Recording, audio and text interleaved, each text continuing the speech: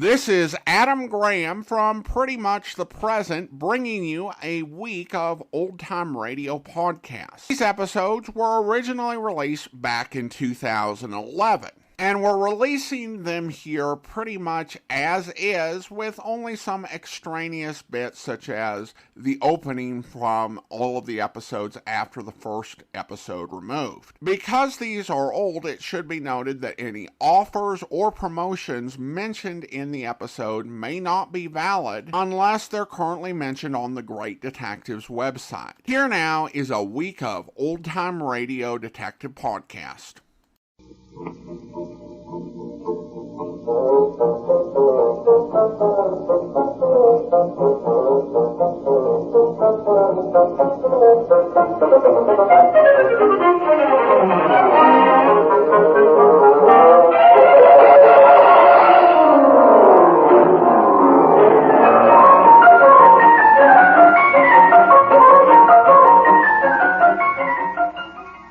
Welcome to the Great Detectives of Old Time Radio. From Boise, Idaho, this is your host, Adam Graham. If you have a comment, email it to me, box13@greatdetectives.net. You can also follow us on Facebook, facebook.com/radiodetectives, and over on Twitter @radiodetectives. Well, before we do get started with today's episode, I do want to remind you that our book, Tales of the Dim Knight, is available through Amazon, Barnes & Noble, and a wide variety of other websites. It's a great story about family and a fun superhero parody to boot. You can read a sample chapter at dimknight.com and also can order there in paperback or in a wide variety of ebook formats. Well, The Adventures of the Abbott remains a pretty interesting series for the way it's set up. Despite the fact that it ran for about 1/10 the number of episodes that The Thin Man did, there are more than twice as many episodes. Of course, all of the first 16 are missing, but of the remaining 19 episodes, we have 18. However, there's been a 2-week gap between the Rickshaw Red Lipstick and today's episode. On February 6th, the Abbotts was preempted for a special on the life and death of a draft dodger and stock exchange manipulator by the name of Serge Rubinstein. There's a description from the Hutchinson News Herald. A special recorded documentary, They Knew Serge Rubinstein, by people who did, including the rabbi who at the funeral called him a friendless, money-made, psychopathic draft dodger. I'm not sure why I got a network 1-hour special, but anyway, that week it was preempted. And then the next week's episode, Treason in Black and White, we don't have that one. Of course, all the ones we do have come from Armed Forces Radio and Television service from 1957. So here's today's episode, The Yellow Chip. After all, if your husband was a private detective, would you let him take a case involving a sensational blonde divorcee?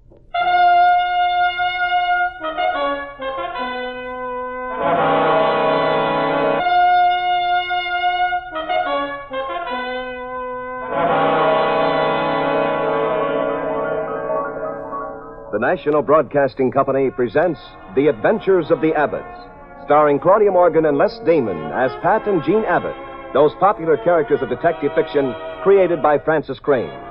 Pat and Jean are brought to you each week at this time by NBC. The handsome young detective and his lovely wife invite you to join them for another exciting recorded adventure in romance and crime.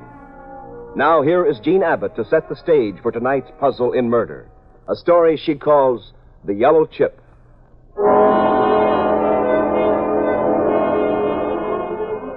Espionage is not usually my Pat's cup of tea. He stays in the area of crimes of passion, swindling, and other forms of human hijinks. So he didn't expect this visit one bright morning at his office in San Francisco. A distinguished-looking chap in a pinstripe suit sat opposite Pat's desk. He'd obviously waited until Pat was alone, very much alone. Would you mind locking your door, Mr. Abbott? Oh, not at all. It's a gambit that's been played in this office before. You can also stop looking around. There's no tap. Nothing's recorded secretly in here. The walls are soundproof, too. Now, what's your name and what's the pitch? I'm Lieutenant Colonel Richards, Mr. Abbott. Yes, Colonel? I'm in counterintelligence. My credentials? Mm-hmm. What can I do for you, Colonel? We keep a dossier on every private detective in the country, Mr. Abbott. Well, I should hope so, sir. Yours is very impressive. Thank you. You were a great help to us during the war. What's on your mind now, Colonel? In spite of the dossier, we've again run a field check on you for the past few months. Mm-hmm. Did I make out all right? Perfectly. The reason for the precaution is that we're obliged to ask your help again on an extremely confidential matter. Oh, what is it? It has top priority in Washington. It's the only subject on which every development goes directly to the president's desk. It's... Yes? Our vulnerability to atomic bombing. I must remind you, Mr. Abbott, that you've been chosen for this because we believe your loyalty is absolutely beyond question. I understand. I'm also required to inform you that from here on, if you allow me to continue, you are subject to the federal laws on giving aid and comfort to the enemy. In other words, if you pass on the information I'm going to reveal, you are committing an act of treason against the United States government. Is that clear? Go ahead, sir. After the Norwegian underground blew up the Nazi heavy water plant at Wehrmacht in 1942, the Germans redoubled their efforts to produce atomic weapons. They captured a Dutch scientist in Amsterdam. They persuaded him to work in their laboratories. On what grounds? They told him they wanted a radioactive missile to make pinpoint bombing even more accurate. The idea was to drop very small radioactive substances on the target, and then, by using Geiger counter apparatus on the bombing planes, the bombs could be guided with amazing precision. That way, they said, only military installations would be hit, and the innocent civilians would never suffer. And he fell for it? Temporarily. He was a naive, trusting chap. He worked on the problem just long enough to develop a valuable formula. Well, what did the Nazis really want with the formula? They wanted a reliable way to launch directional rockets to bomb our stockpiles. Did they get it? No. The Dutchmen realized what they were up to and sneaked the formula out of Nazi territory. Where is it now? In the wrong hands. I don't believe that I have to tell you that there are plenty of foreign agents around. Many of them have fantastic plans. A group of them has that formula. Well, can't your men find it? No. That's why I've come to you. We don't dare let them try. This is a brilliant group of men we're dealing with, Mr. Abbott. They happen to know the personal identity of every single one of my agents. I see. I had one agent I didn't think they knew about. He tracked the formula to Nevada, to Las Vegas. He was on the phone with me last night. Someone murdered him while he was speaking to me. Now, we need someone who isn't with the department. Did he get any information to you before he died? Not a thing. My telephone number is Elliot 34540. Don't write it down anywhere. Memorize it. Elliot 34540. That's right. You'll call that number only when you're at a coin telephone. There mustn't be any record of it from, say, a hotel room phone. Yes, certainly. Now, here's your ticket on the 8:25 plane to Las Vegas, and a reservation has been made for you at the Silver Dollar Hotel. You have unlimited funds. We traced the fatal telephone call, of course. It came from a gambling spot called the Paradise. And I'm afraid that's all we know. You'll have to take over from there. You'll carry no identification, no weapons. Your wife, who I know always goes along on cases with you, has not been cleared. We preferred you do this alone, so we didn't initiate a security check on her. Can you leave your present cases and fly tonight? Well, of course, sir. There's an obvious priority for a matter of this sort. Fine. You're not to communicate with Washington, nor with any government agency anywhere. You must function entirely on your own. Don't forget my phone. Your life may depend on it. Good luck. Thank you, sir. Just turn the lock. Good night, sir. Good night, Mr. Abbott. Elliot 3, 4540. Elliot 3, 4540.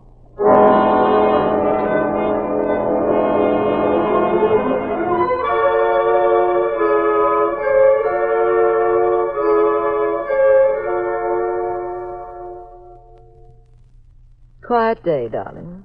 Well, sit down. I'll get you a drink. No, thanks, Jean. I'm leaving. Oh, wonderful. We're off on a juicy case. Well, where are we going? For the very first time, dear, you're staying. I'm going. Oh, stop teasing. What's this about? Government matter. I said stop teasing. Oh, government matter. Somebody steal Ike's golf clubs? Those 2 words are all you're going to hear. In fact, if I didn't trust you implicitly, I wouldn't even have said that. I'd have just disappeared for a while. And don't repeat what I said either. To anybody. Well, this sounds like double talk, Pat. I'll bet you've a case involving the chorus line at the Copa, and you think dragging your wife along will cramp your style. I wish it were just that. You won't tell me a thing? Nothing. You'll hear from me when it's over. The nature of this problem is such that you is out of it, dear. Sorry. Well, don't get too brave, Pat. I want you back.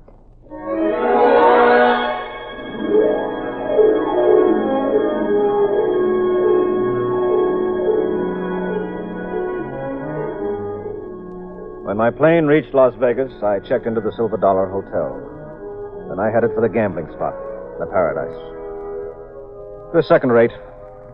Jukeboxes, slot machines, cowboys. The usual thrill-seeking divorcees in ermine capes. I was at the bar. The most terrific blonde I'd ever seen came over to me. I tried to remember that I had a wife, but my memory kept failing me.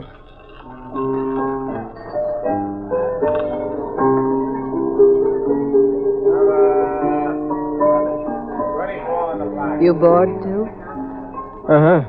My name's Rita. Mrs. Henry Chapman until a few hours ago when the judge did me the usual favor. Oh, mine is Pat Abbott. You should be celebrating, shouldn't you? Well, I did, but I've sobered up. Was he the oil well Henry Chapman? Yes, the distinguished industrialist, who at this moment is probably out cold under a table in one of the better Dallas nightclubs. Life is très gay for Henry. I'm having not much fun, Pat. Well, it goes for me, too. Maybe this isn't our kind of excitement. Maybe. What are you doing in Las Vegas? Losing money? What else is there to do? Are you kidding? I've got my car outside, Pat. It's a special job. It does 110. You want to take the top down? It's a beautiful night. You want to take the wheel and play roller coaster under the mountain road? Thanks. No, I wouldn't be up to it. Oh. Evening, Rita. Hello, Mr. Grimes. You and your gentleman friend don't look like you're enjoying yourselves very much. We're not. Pat Abbott, Bill Grimes. Hello. I am. Well, I think I could suggest something that'd send your blood pressure up. We're starting a game upstairs. Care to join us? Phil plays rough, Pat. You got some money? Enough? Enough for one of Phil's games. A very fancy number. Sounds interesting. I get very unpleasant with guys who don't pay off, Abbott. So do I. Let's go upstairs.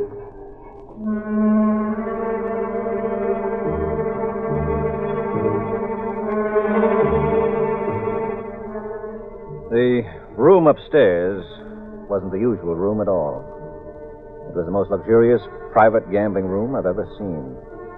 Elaborate gold decanters for liquor, pure ivory lamp bases, hand-painted wallpaper that made the room look very smart, and a knockout view of the Nevada desert in the moonlight from huge picture windows. We played 5-card stud, table stakes, for very fancy numbers indeed. Some of Phil's henchmen kept watching us. I knew something was wrong after just a few hands. Phil and Rita were playing as though they wanted to lose. After about an hour, Phil had dealt a hand. He dropped out. I was playing against Rita. I had 4 diamonds. She had 2 aces showing. I figured the cold card was an ace. I pushed my stake in. It was heavy. Nice pot. $7,000. If you're seeing me, Rita, You're short 1,000 on the table. Yes, so I am. I haven't any more yellow chips. You want me to write a check? I'll trust you. Till the hand is over. Don't worry about it, Abbott. She's good for it. I've known Rita a long time. Wait a minute, I have an idea. Where's my pocketbook? Right here. Oh, see if I can find it. Ah, there it is. My lucky gold chip. Always carry it with me. I'll put that in. It works miracles for me. Never fails. Where'd you get that chip? Oh, I don't know. I picked it up in a game somewhere. But it's lucky as a rabbit's foot for me. You sure you don't remember where you got it? No. Why? Nothing. Let's see that other card, Rita. It's an ace. I've got 3 aces. Sounds good. How about you, Pat? Diamond flush. Chip wasn't lucky for you tonight, Rita. The charm's all gone. Now, do we go on? Not me. I know when to quit. This isn't my night. Rita? I've had enough, Pat. Well, this gold chip is very pretty. Never saw one so heavy. What's the design mean? Oh, I haven't the slightest idea. Let me see it. Oh, it's really beautiful. I'll buy it from you, Abbott. Oh, I think I'll keep it. It was pretty lucky for me. I'd like to have that chip, Abbott. Now, worth 1,000. I'll give you 1,500. Now, don't be superstitious. You only want it because you think it'll win some games for you. Look what it did to Rita. 2,000? No sale. I want that chip, Abbott. I made you a legitimate offer for it. I'd advise you to take it. Because one way or another, you're not walking out of here with it. Oh, really? Get out of here, Rita. This isn't going to be very pretty. Now, I'm still asking you politely, Abbott. Give me the chip. Why don't you try to take it? All right, Abbott. I will. Put down that bottle, Phil. You crummy.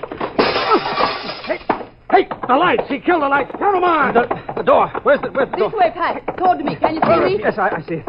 Get the knob. Get him, will you? Take me with you. Pat, take me with you. Get the devil out of my way. Louis, Vince, get him. Get after him.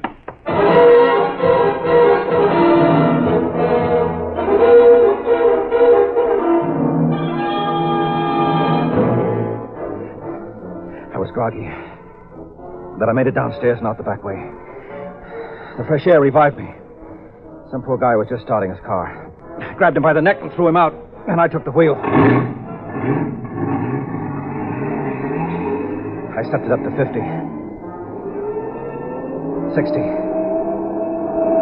70. 75. Then in the reflector mirror, I saw them coming. I had the accelerator on the floor now. The car just wouldn't do any better. And they were gaining. They came closer and closer. They were so close their headlights were picked up in my mirror and almost blinded me. They made out a small group of buildings just ahead. There was a gas station and a large general store with a very large glass show window. There was a dirt road, a cutoff, running to the left of the station. I decided to cut suddenly, as sharply as I could to the left, take the chance the heavy car wouldn't turn over. And it worked. They braked, swerved, and their car, with 3 men in it, headed for the sidewalk out of control toward the gigantic show window.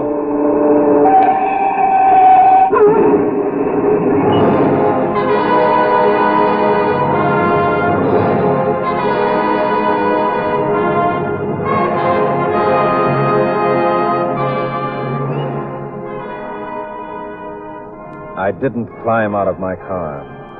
I didn't return to the main road, nor did I go near the wreck. It was just possible that one of Phil's boys had enough life left in him to pull a gun and finish me off. I knew Phil wanted that chip very badly. Now it had cost him 3 men. I also knew that wouldn't stop him. I decided to have a little chat with the one person who probably knew most about the chip. That was Rita. She gave me her address. It was a vacation cottage near the hotel.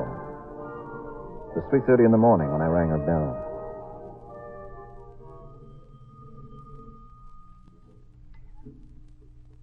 Yes? Who is it? Pat, open up. Pat, it's good to see you. Come on in. I'll Turn on a light. Or shouldn't I? Turn it on, Rita. I've tried to sleep, but I couldn't. I'm so glad you've come back. Are you all right? A little shaken, but I'll be okay. What happened? Where did you go? We were playing hide and seek on the highway. Where's Phil? Oh, I don't know. Did he get into the car that followed me? No. He likes himself too much. Never takes chances. Where is he now? I don't know. This wouldn't be more malarkey, would it, Rita? No, I'm not a liar, Pat. They've called me other things, but not a phony. 3 men are dead on the desert highway. It's too late in the ball game to get fancy. Now, where is Phil? I said I don't know, and I don't care. I don't want to be mixed up in this, Pat. You men can play all the little games you want, but leave me out of it. Now, suppose you tell the truth, too. What do you mean? Are you really looking for him, or was this an excuse? Excuse for what? Oh, to come knocking on a girl's cabana door at 3:30 in the morning. Rita, I'm a married man. But your wife isn't with you here in Vegas. Well, what of it? I know a Frenchman who said bringing your wife to Paris is like bringing a sandwich to a banquet. Sit down, Pat. Can I make you a drink? Thanks, no. Fine thing. A man comes to a girl's room with a clear view of the Nevada desert at night. And the girl isn't exactly unattractive. Or is she? Quite the contrary. But he won't sit down. He won't drink. He paces up and down like a caged tiger. I have questions on my mind. So have I. Those big shoulders of yours, Pat. You play football in college? Look, Rita, we'll get to my autobiography some other time. Now, try to remember. Where did you get this yellow chip? I really don't remember. Now, how long have you been married? What does the chip mean? Why does Phil want it? Were you this difficult with your wife, too? What's all the shooting for about this chip? I have a wonderful record collection, Pat. You want to hear some? You don't give up easily, do you? It depends on what you're talking about. I don't know anything about the chip, if that's what you mean. And I know how they operate around here. You keep asking quiz questions and they'll kill you. They'd kill me if they thought I was doing too much talking, so let's drop the subject, You like my cabana, Pat? I had it specially decorated for my stay here. This is very exotic decor, Rita. Now get away from me. Neither you nor anybody else is going to con me off this job. I don't even know what your job is, Pat. Well, suppose we try again. What do you know about this chip? I can't tell you, please, Pat. Phil probably has all the hoods for miles around outgunning for you now. Be sensible. Shut up. And relax. Come over here by the window. Do you know you can see almost 100 miles across the desert from here? Look at those stars, Pat. Don't they put you in a better mood? A mood for... You've got a one-track mind, Rita. Do you really object to it?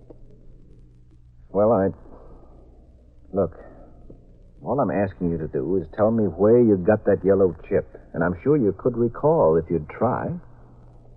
All right, Pat. I'll tell you. I'll tell you whatever you want. If you promise to stop talking about it. And think about me instead. I want you, Pat Abbott. Very badly. I'd rather tell you what I know so we can get on to something more interesting. All right. Go on, Rita. Tell me about the chip. The chip.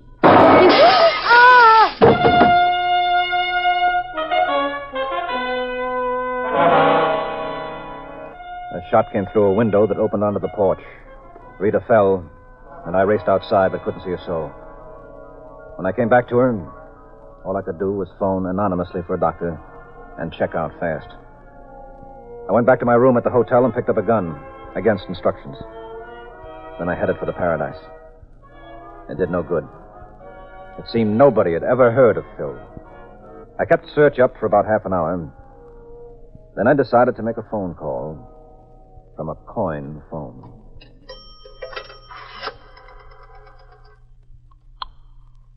Operator, I want Elliot 3, 4540. That's right.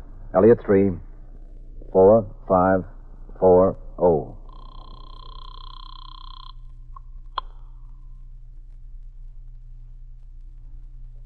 Hello? Colonel Richards? Yes? This is Pat Abbott, sir. Sorry to disturb you at this hour. You got something for us, Abbott? I think so. Can you come to my room at the hotel immediately? If you're absolutely certain... I am, sir. I want to show you something. You have to see it personally. I'll be there in 30 minutes. Right, see you in 30 minutes. If I can stay alive that long.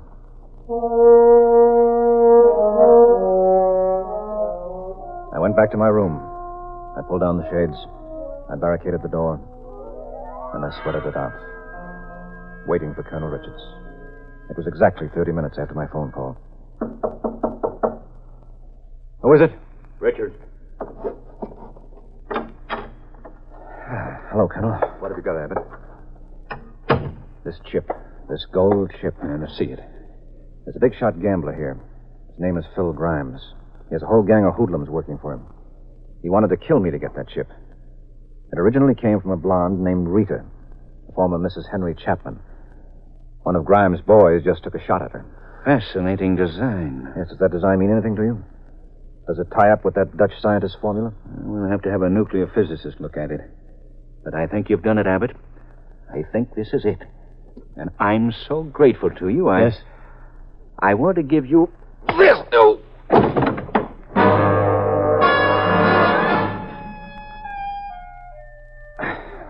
When I came to, after Colonel Richards planted one on my jaw, I was tied up. The Colonel and Phil Grimes were both sitting opposite me, and both of them had a very pleased, triumphant expression. You were very helpful to me, Abbott. Was I? Yes. A group of us have been after that chip for a long, long time. I couldn't move into the picture. My identity is too unknown, so I thought of the device of impersonating a federal agent and getting the best detective in the West to fetch it for me. Thanks for the compliment. I just couldn't wait to get my hands on you, Abbott. Oh. I told Richards not to kill you right away. I tied you up. I'm going to have quite a party for myself, slapping you around. Oh. The design on the chip, of course, is meaningless, Abbott. The trick with the chip is to split it open. The formula's inside. I open it this way. What's the... Isn't it in there? No. It's empty. All right, Abbott, come on. You found a microphotograph in this chip. Give it to me. I never opened the chip. Ever see a man tortured, Abbott? Give me the formula. I told you I haven't got it. Phil, give me that knife on the table. Here. Do we get that micro, Abbott? Put your hand out, Abbott. Put your hand out or I'll cut your throat. That's better. Now, this cigarette. Oh. Where's the micro? I haven't got it. We're losing time, Richards. Yes, so we are. All right, Abbott. This knife has a good sharp edge. I'm going to put it close to your throat, like this. And for the last time, I'm going to ask you to produce that micro. Well, how about it? What are you waiting for, Phil? Let's do it now. Okay, Pat. I'll get his gun. I've got it, Pat. All right, come on. Stand up, Richards. What the devil? What are you up to, Grimes? I thought... Yes, you thought I was one of the boys here in Vegas, I know. You should have, too. I spent more than a year building up that role for myself and playing it. But the time's come to tell the truth and clean up this mess. You all right, Pat? Yes, thanks. I'm all right. I don't get it. I'm not Phil Grimes, Richards. I'm Major Philip Lewis of Counterintelligence, assigned to track down the men pursuing the yellow chip. Been working on it for 2 years, most of it here in Las Vegas. You're under arrest. Well, how did Abbott know Richard, it? your impersonation of an intelligence agent was very unconvincing. I knew at the start you were a phony, but I deliberately played ball with you. Intelligence would never call me on a job like this, certainly not the way you did. How did you know, Grimes? On my side, because he said he tied me up. It was a very bad job of tying anyone up. Tipped me off immediately. So I stalled to see how much talking you'd do. Let's go, Richards. I'm taking you in my custody to Washington on the first plane we can get.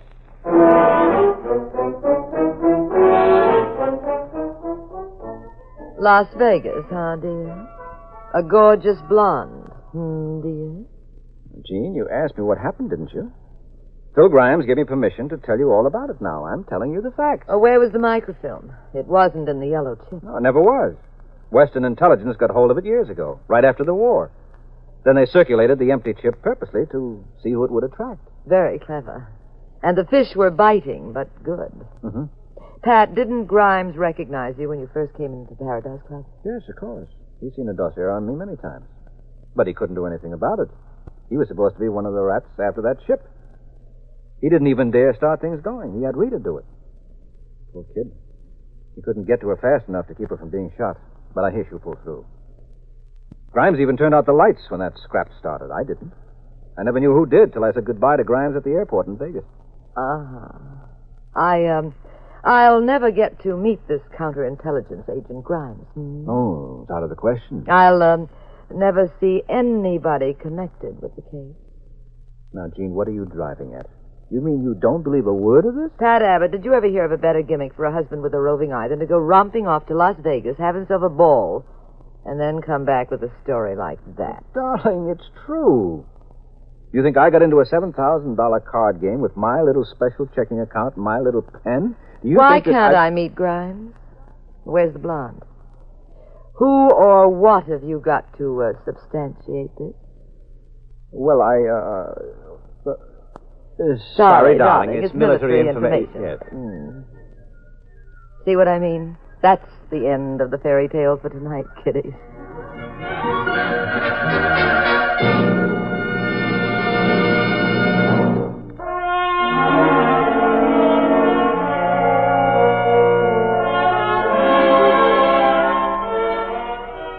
The National Broadcasting Company has presented The Adventures of the Abbotts, starring Claudia Morgan and Les Damon as those popular personalities of detective fiction, Pat and Jean Abbott, created by Francis Crane. The cast included Everett Sloane, Jan Miner, and William Johnstone.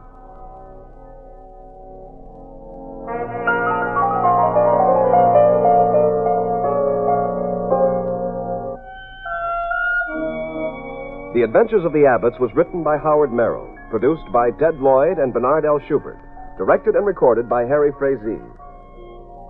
Next week, same time, same station, another exciting adventure in crime with Pat and Jean in The Adventures of the Abbotts. This is Wayne Howell speaking.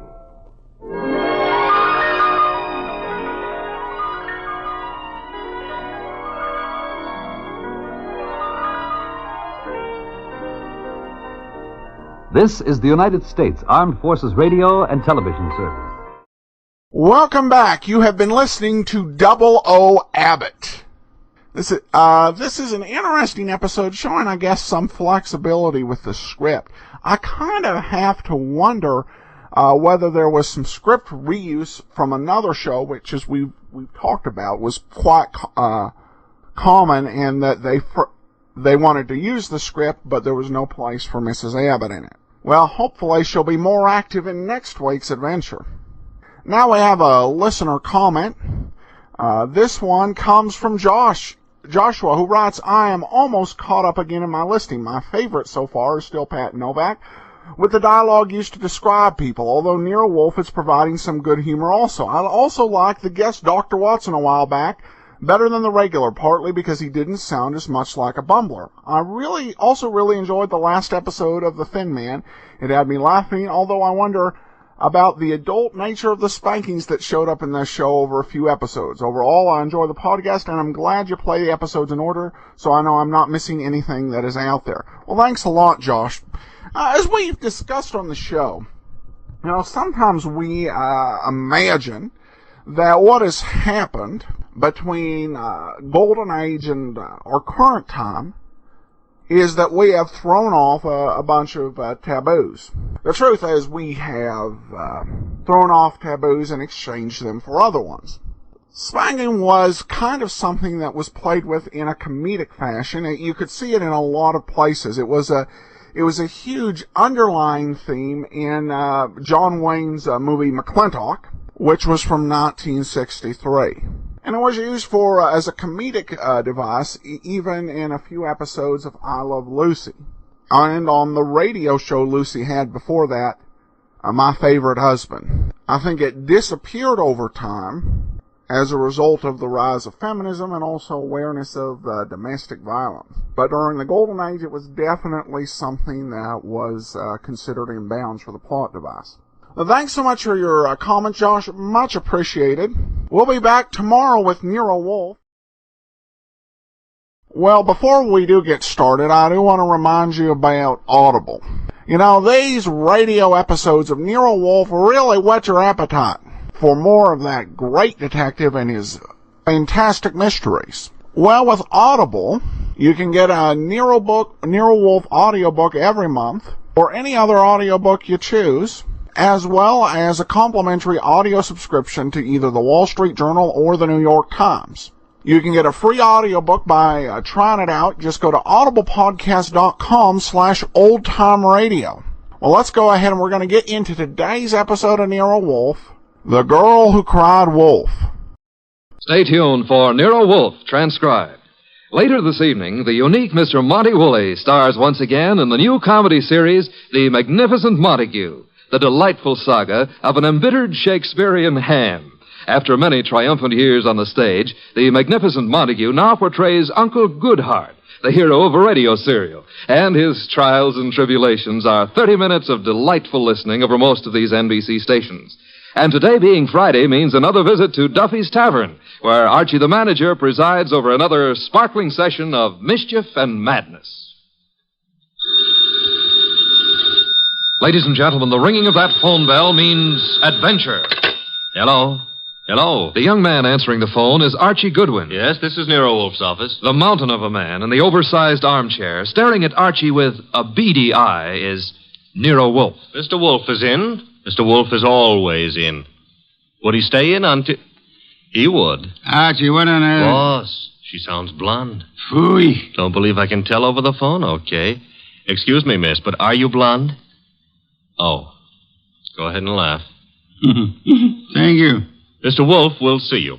Goodbye. I did not say. No, but you will. Besides, she wasn't blonde. And I want you to see red. Oh, Archie, better think of some new ones. Ridiculous.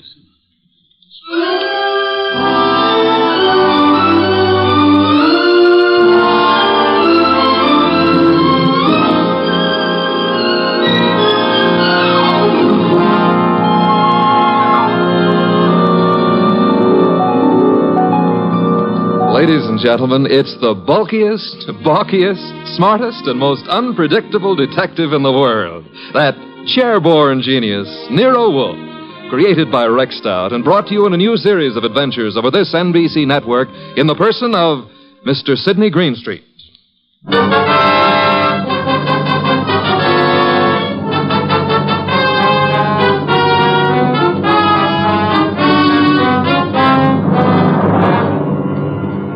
Tonight, it's the case of the girl who cried wolf.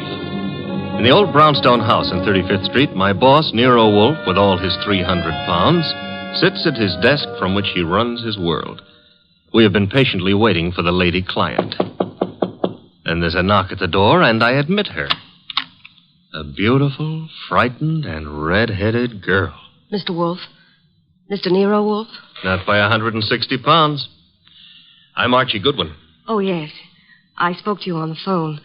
I'm Mary Dunning, Mr. Goodwin. I was wondering if... He's in. He's always in. Come on. We'll try getting him to admit it.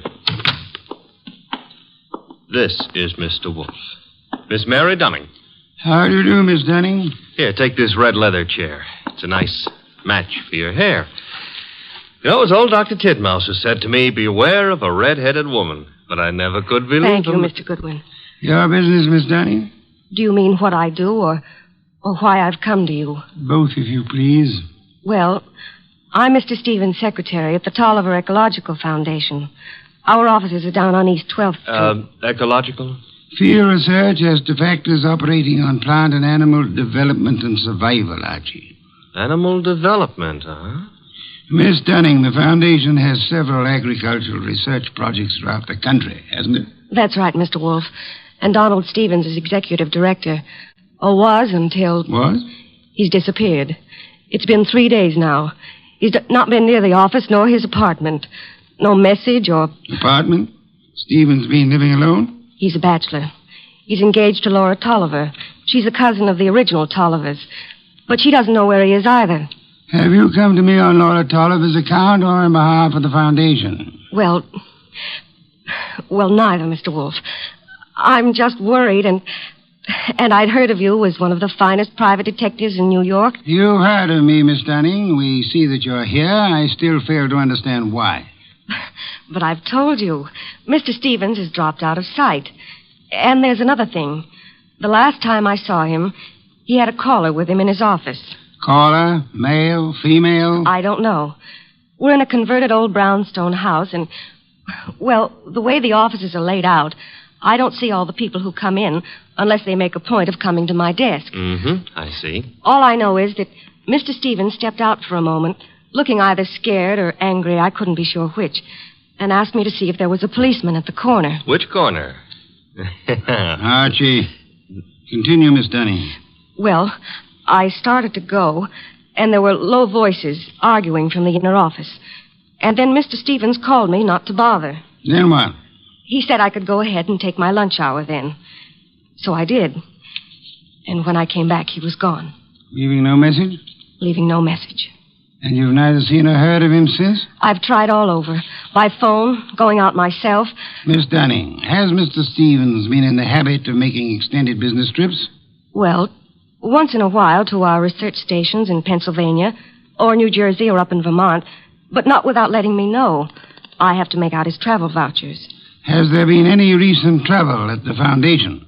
Trouble? Financial trouble? Personal trouble? No, there's been no trouble. Miss Dunning, you're wasting my time and yours.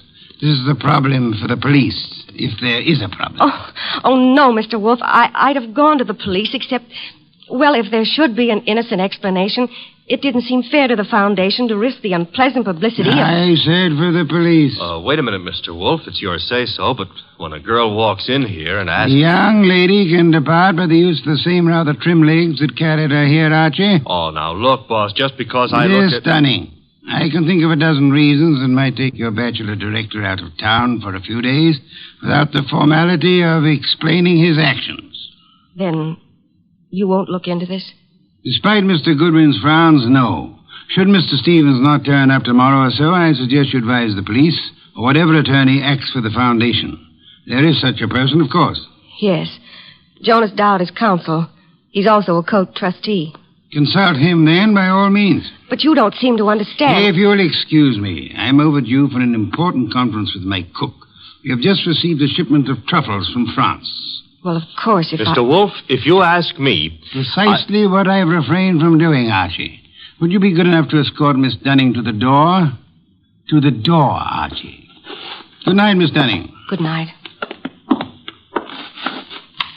Good night. And thanks just the same. Look, Mr. Wolfe, it's your shop and you can get as surly as you please. But can you give me one excuse for that high-handed brush? One thin shred of an excuse? Miss Dunning was sitting in this chair... The girl was lying, Archie. Lying? How can you say that? At least twice. And possibly from the moment she opened that undeniably pretty mouth. Now, if you'll excuse me, Archie, I have an appointment with a truffle.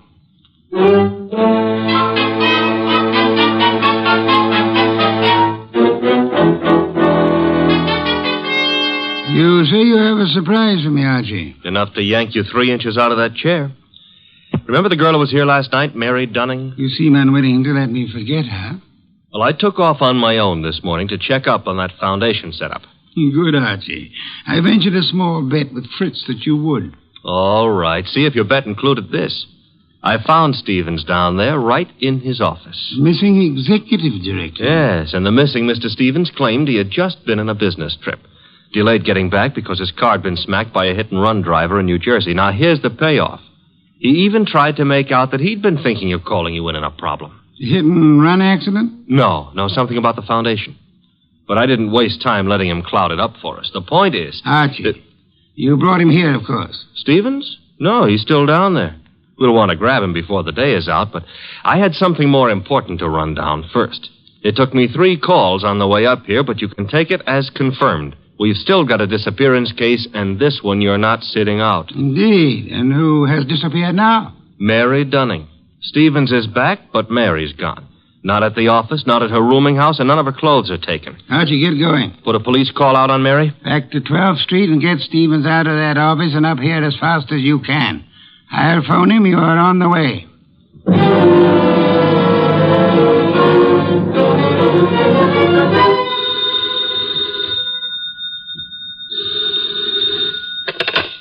Hello? This Donald Stevens? Yes, this is Donald Stevens. This is Nero Wolfe. I understand you've been thinking of consulting me. Well, as a matter of fact, I have, Mr. Wolfe. I started to explain to Mr. Goodwin, but... Are you alone there at the office? Why, well, yes. As it happens... Be careful. I don't think your car smash-up was an accident. I've just sent Mr. Goodwin to ask you to come here. Meanwhile, I'd suggest... Oh, excuse me, Mr. Wolfe. There seems to be someone coming in now. Wait, Mr. Stevens. There hasn't been time for Archie to get there yet. Excuse me, Mr. Wolfe. Don't. Just hold the wire a moment. Wait, Mr. Stevens. Come on in. I haven't had a chance yet. Oh, what? No! No!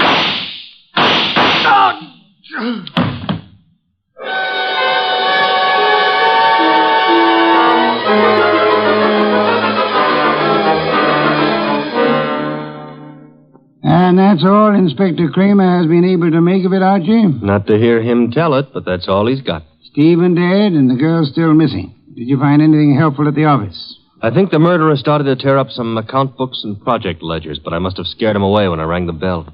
Couldn't have been more than 3 or 4 minutes after the shooting when I got there. But you saw no one? A murderer can cover a lot of ground in 3 or 4 minutes.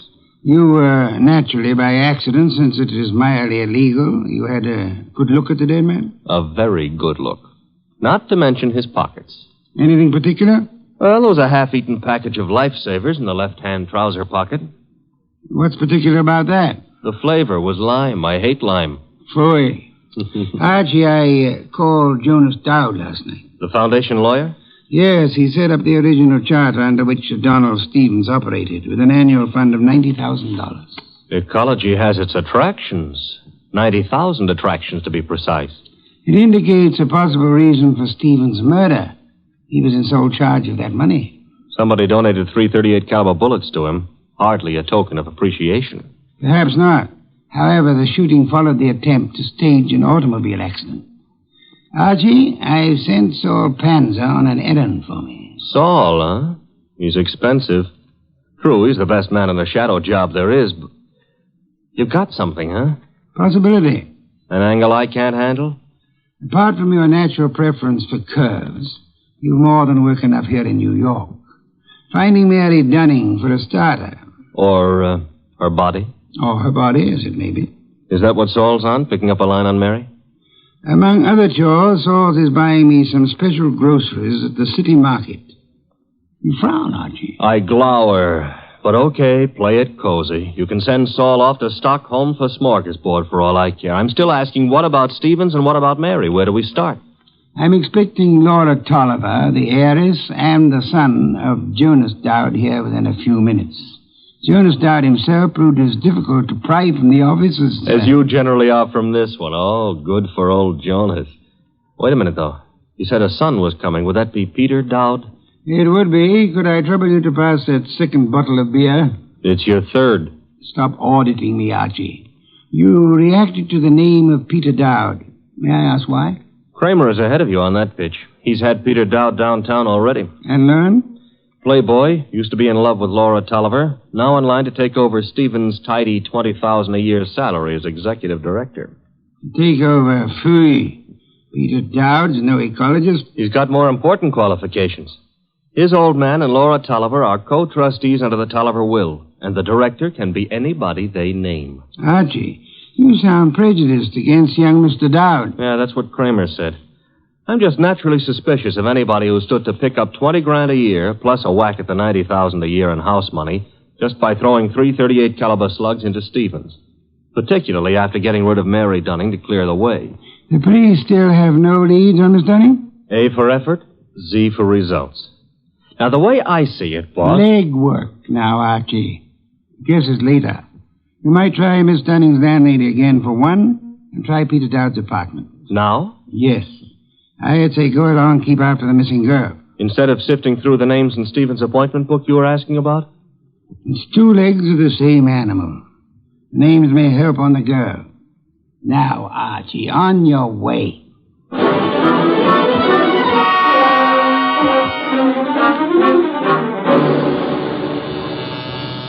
Come in. Mr. Wolfe? Yes, come in, Mr. Oliver, Mr. Dowd. Sit down. It's good of you both to come. Mr. Oliver, I'm profoundly sorry of your loss. You were to marry Mr. Stevens, as I understand it. Yes, 3 weeks from today. I was trying to warn poor Stevens just as the murderer came in.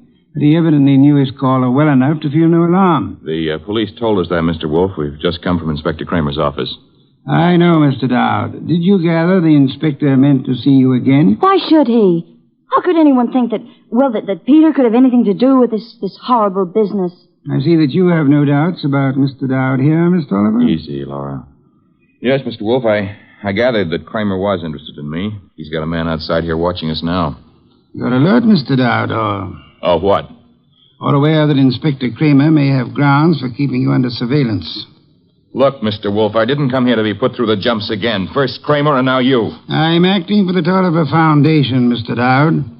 I have been since your father retained me last night. Well, why jump on me, then?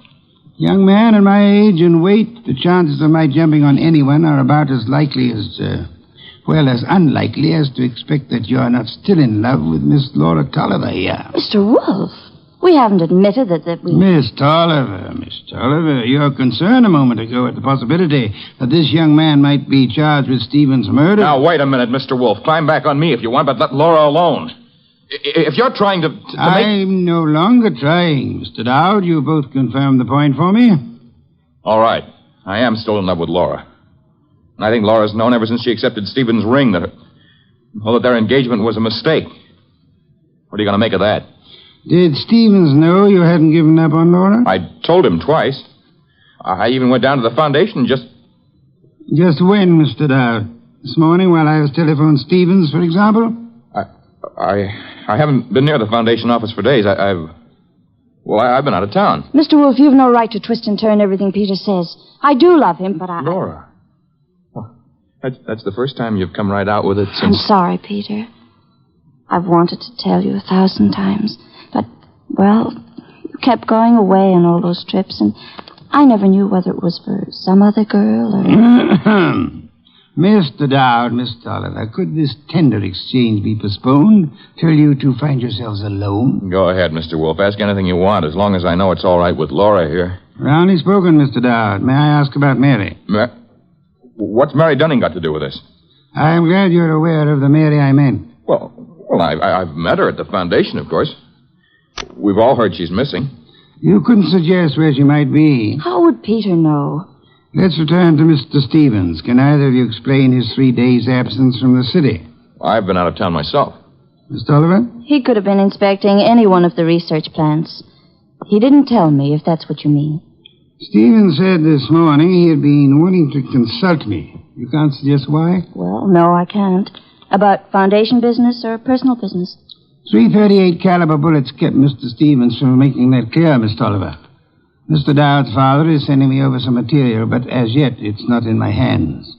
Are you familiar with the personnel at the research stations? There aren't any more than 4 or 5 project managers. Halsey in Vermont, Schwartz down in Pennsylvania. Excuse me. Nero Wolfe? Archie. Yes, Archie. You can take it back about Mary Dunning. If she's a liar, she's just gone to a lot of trouble to make it look good. Dead? No, but knocked out with chloroform and stuffed in a closet in a man's apartment. And guess whose apartment? Spare me your charades, Archie. Peter Dowd's. That's where I'm calling from. Is he still with you? As it happens, yes. You better hang on to him.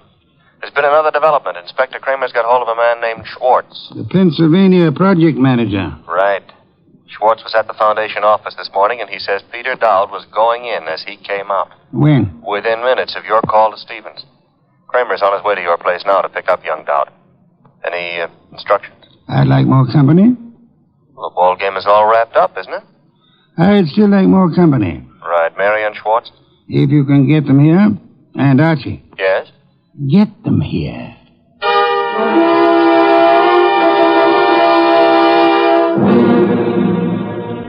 I'll have that 5th bottle of beer, Archie. 7th and quarter for the night. And when do you get around to calling in Mary and our friend Schwartz? In a moment, Archie, in a moment. After all that scramble to get him here. I've been studying these project reports that Jonas Dowd sent over. Fascinating field ecology. I know. The factors playing in the development and survival of living organisms. Too bad poor Stevens didn't figure on a factor named Peter Dowd. Archie, I'm ready for Mr. Swartz now. No Mary? I'll risk you in the next room with Miss Dunning for the time being. Okay. One Schwartz coming up. Oh, come in, Mr. Schwartz. Mr. Wolfe? How do you do, Mr. Swartz? My apologies for this long wait you've had. And I'll try to make our business brief. Yes, sir. Mr. Swartz, you managed the Tolliver Agricultural Research Station in Pennsylvania for some time. 2 years. I am not sure I didn't once enjoy a shipment of mushrooms that came from your place. You've experimented with Maya arenaria. Maya arenaria? Yes, of course. Yes, we've done some work with mushrooms. They were excellent. By the way, I understand you saw Mr. Stevens just before he was shot down. If I'd stayed 10 minutes longer, he might still be alive. May I ask the purpose of your call? I was delivering the monthly reports. No special trouble you came to discuss? No, sir. You met Peter Dowd coming in at the foundation as you were going out. How did he look? In a hurry. How so? He just pushed past with his face turned away. You're sure it was he? Yes, I had seen him at the foundation maybe 2 or 3 times before. Were you aware that Mr. Stevens and Mr. Dowd were both apparently in love with the same young lady? I'm a research worker, Mr. Wolfe. I wouldn't know about Mr. Stevens' personal affairs. Just an hour ago, before Inspector Kramer took him from here, young Dowd admitted that he'd been there today. I didn't think I could be mistaken. But he said only because Stevens had phoned him to come. Were you there when that call was made? No, there was no call to Dowd while I was there. Excuse me, Mr. Swartz. Yes, Nero Wolfe speaking. This is Saul Panzer. Yes, Saul, you're still... Yes, still down here at the city market. Looks as if you were right. Indeed? One of their trucks just pulled in with a load of full crates. Top quality produce. I'll try not to wince when you send in the expense sheets. Any other confirmation? Internal Revenue records show no taxes paid on income by the Tolliver Foundation. Thank you, Saul. Phone any information as you get it. You'll forgive me again, Mr. Swartz. Archie. Yes, boss? Would you ask Miss Dunning to step in now? Coming up. Come in now, Miss Dunning. Good evening, Miss Dunning. You've quite recovered from the chloroform? Mr. Goodwin's been helping me. He's been rubbing my forehead, and I'm beginning Spare me to... any further details. Miss Dunnings, would you mind telling me again how it was you came to find yourself in Mr. Dowd's apartment? Well, it was the phone call that got me to go over. It was a man whispering. He didn't give his name, but he said if I came to that address, apartment 4C, I could learn something about Mr. Stevens. You went to apartment 4C, and then? That's really all I know. Just after the door opened, before I could see him, this coat was thrown over my head, and then he must have given me the chloroform. It was Peter Dowd, of course. Dowd? Who else could it have been? It could have been Mr. Swartz here. Mr. Wolfe, you're joking. Am I, Swartz? Joking or drunk? Why should I... For the ancient reason, Swartz. Money. For the racket you had and wanted to keep. Racket? Mr. Schwartz was an... Swartz is no more of an ecologist than Mr. Goodwin here. A moment ago, he accepted Mara arenaria as a mushroom. It happens to be a common clam. Common on nearly any beach. Rare in inland Pennsylvania. Stevens knew I didn't go in for all that Latin stuff. I could understand that you might be useful without it, Swartz. But to get away from your station operations, you faked the scientific knowledge you never had. All right. Suppose I am more of a farmer than a fancy scientist. Our job at the research station is to raise vegetable crops, isn't it? As you worked it, Swartz, of course. You turned the agricultural research project into a commercial farm. All expenses met from tax-free funds, and not a cent of return shown for the produce sold. So that's why Saul Panzer drew the rutabagus run. Stephen had the innocence of a specialist interested in his own field only. But even Stevens finally began to get onto those doctored reports of yours, Swartz. And when was it the Internal Revenue men began asking questions? Look, Goodwin, is this fat guy out of his mind? You had to get rid of Stevens after the last inspection trip. Were you even counting on taking over his job after Peter Dowd was put away for Stevens' murder? Merely, if you'll just explain to this lunatic... Watch it, Archie, watch it. I've got his gun. Adroitly done, Archie. Wait a minute. This is a 32, and it was a 38 that did the murder. Mr. Wolfe, that's my bag. You can't... Take this pistol from it, I have, my dear. This extraordinary effort you put me to, of actually leaving my chair to secure this weapon, we'll add that to the score against you. Mr. Wolfe, if you aren't too tuckered to answer, that gun from Mary's bag. It's a 38. It may be the one used on Stevens. But Mary couldn't. She didn't. If ballistics tells us that this is the weapon, then Swartz must have passed it to her for safekeeping, till it could be planted in young Dowd's apartment or car or whatever. I didn't have anything to do with it. Miss Dunning, you had to do with more than you know. Do you realize that if Mr. Goodwin hadn't found you at the Dowd apartment when he did, that you might not be alive at this moment? You were the one person who knew Swartz's crime. Mary, don't listen to him. She's listening, Swartz. Miss Dunning, you thought the chloroform scheme was directed solely against Peter Dowd, and so you let Swartz talk you into it. Mr. Goodwin tells me the door of that closet was sealed with Scotch tape. I didn't know that. Schwartz actually tried... Your chloroform sleep was meant to turn into a permanent one, Miss Dunning. And I was trying to cover for him. All right, here it is. Schwartz planned it all. He did try the hit and run, and he did shoot Stevens. He's a liar. Mary, you've been juggling those books since... Say the details for Inspector Kramer, Swartz. There's guilt enough to be divided between you and guilt enough to burn you both.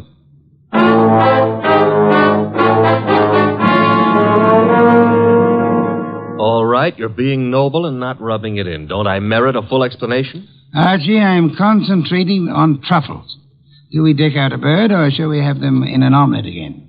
Mr. Wolfe, look, I've got a white flag up, and I'm asking. All right, Mary and Schwartz wanted Stevens out of the way. And all right, they tried to hang it on Peter Dowd. But why'd Mary come here and try to get you into it in the first place? As far as she knew that night, Archie, Stevens wasn't to get back to New York alive. Swartz hit and run ambush in New Jersey was supposed to take care of Stevens on his way back from Pennsylvania.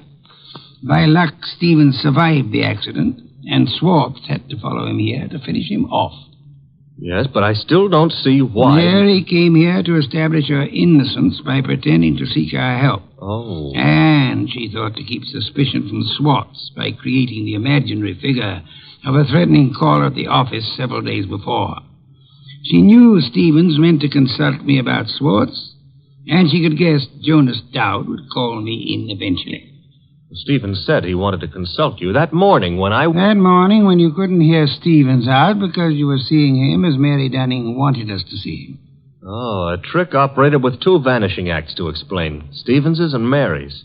There you have it, Archie. And both fake.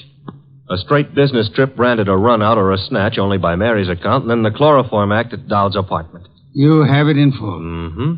Except how you knew she was lying to start with. Point one, the girl offered no fee, no prospect of a fee. Mm-hmm. Stay at that.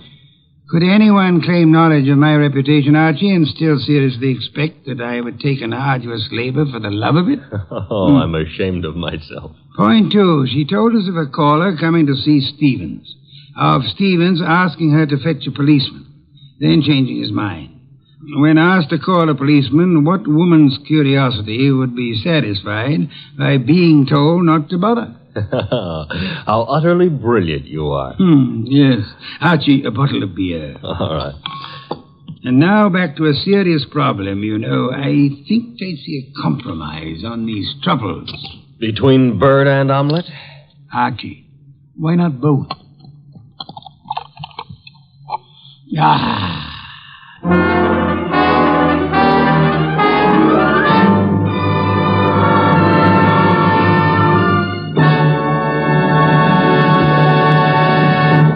You have been listening to The New Adventures of Nero Wolfe, starring Sidney Greenstreet.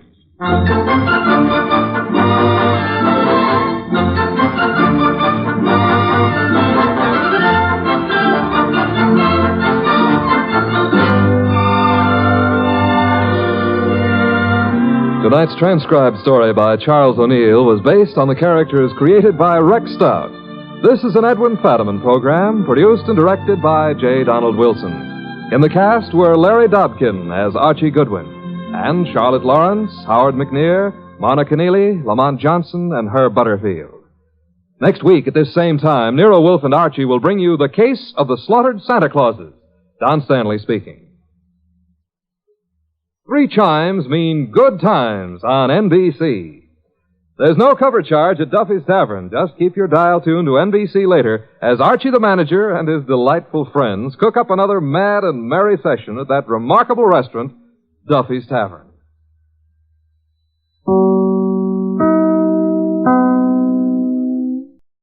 Welcome back. Well, as the show progresses, I really do think they start to get the characters of Archie and Nero Wolfe very well as the general feel of the Stout world. Even the title of this sounds like it could be the title of an actual Wolfe story that Stout wrote.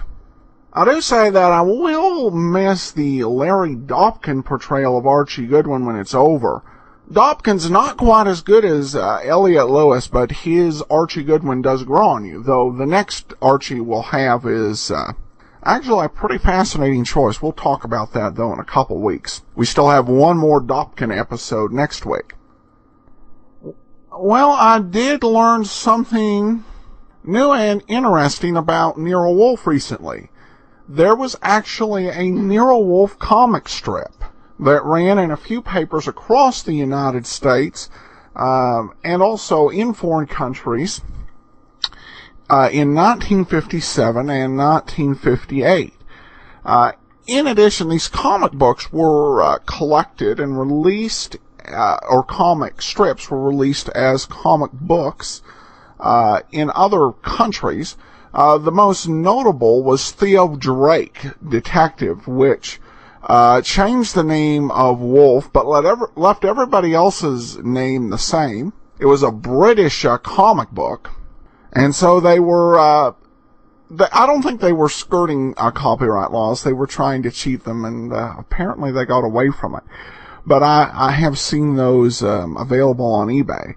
But some samples of the strips in various languages available at the Nero Wolfe, the Wolfe Pack, which is a Nero Wolfe online fan club at nerowolfe.org. You can just put Nero Wolfe comic strip in a Google search bar and find a very nice PDF presentation on the whole strip. Well, our last Sidney Greenstreet comedy appearance special will be aired this week. This time, the Bob Hope Show. That is the last of your January app extras. February, we have something special and a little bit more dramatic scheduled with Edmund O'Brien, so you're going to want to be sure to listen to that. If you have our app available in the iTunes store or in the Android store, you can take advantage of that, or if you've got our premium site. Well, that'll do it for today. Well, before we do get started, I do want to remind you, if you haven't already, to check out my book, Tales of the Dim Night. It's a fantastic superhero parody with a great family story to boot. If you enjoy vintage superheroes, I think you'll appreciate a lot of the humor and the fun we have. And Tales of the Dim Night is available for your Kindle, your iPad, Sony Reader, and, of course, in paperback. Go to dimnight.com to check out a sample chapter and also to purchase the book. We're going to get into today's episode of Let George Do It, The Problem of Joe Martin.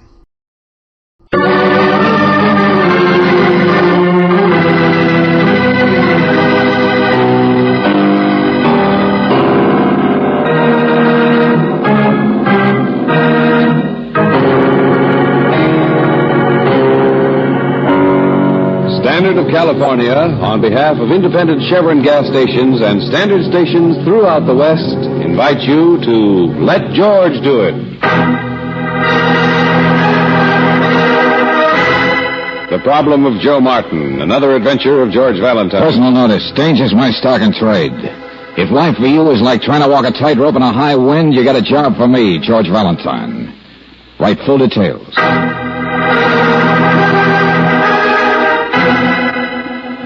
Dear Mr. Valentine, Esquire, who is Joe Martin? Most people in the United States of America I find to be friendly, particularly if they see you have money. But Joe Martin I find, but he is not at all friendly. In my native South America, I am an important man. I have 3 telephones on my desk. I am not accustomed when a man refuses to answer long distance, when the politeness of my letters come back unanswered. What is the matter with this Joe Martin? All I wish from him is his hand so that I may fill it with money. Please see me to offer a suggestion. Respectfully and cordially, Bolivar Estroso.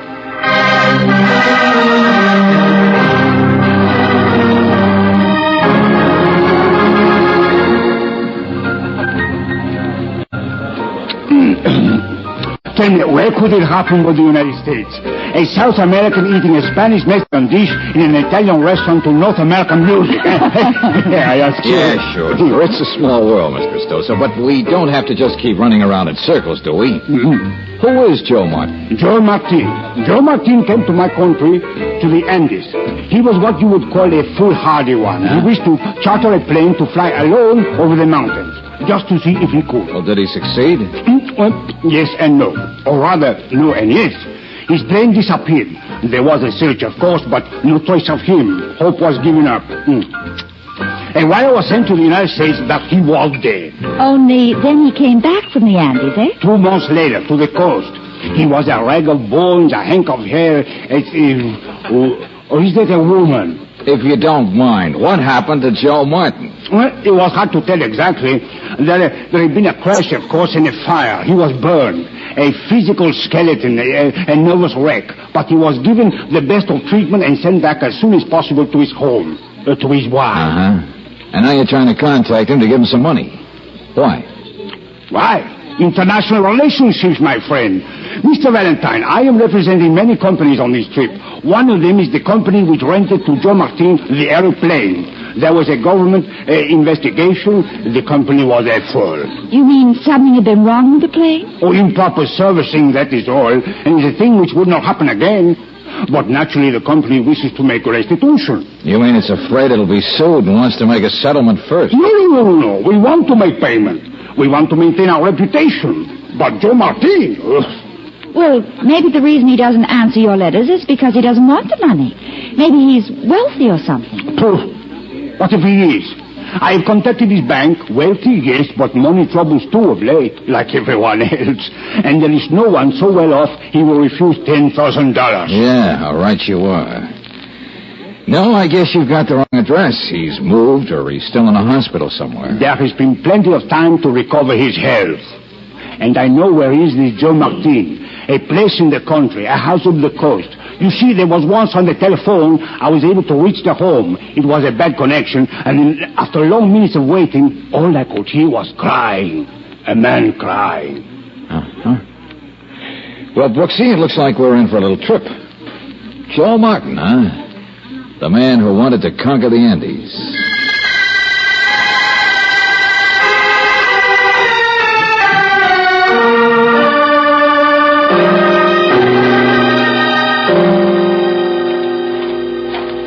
Well, let's see now. Martin Place is right next to mine, but we like lots of elbow room around here. Take the second turn down the road, about 5 miles. Okay, thanks. Anybody home there now, do you think? Guess so, all 3 of them. They never seem to go out. 3 of them? Well, him and the wife and that fellow lives there. Came back with Martin. You mean back from South America? Guess so, I don't know. Well, look, I'm not really prying. Well, maybe I am. But, do you know much about Joe Martin? Do you see him often? No, but my little boy saw him the other day. They have some late cherries, Royal Ands, I think, out back of their gardens. Boys like cherries, you know. But sometimes they get caught, huh? Well, Joe Martin didn't say anything. Just threw a rock at the little boy. Oh. You'd better ask somebody else about Joe Martin.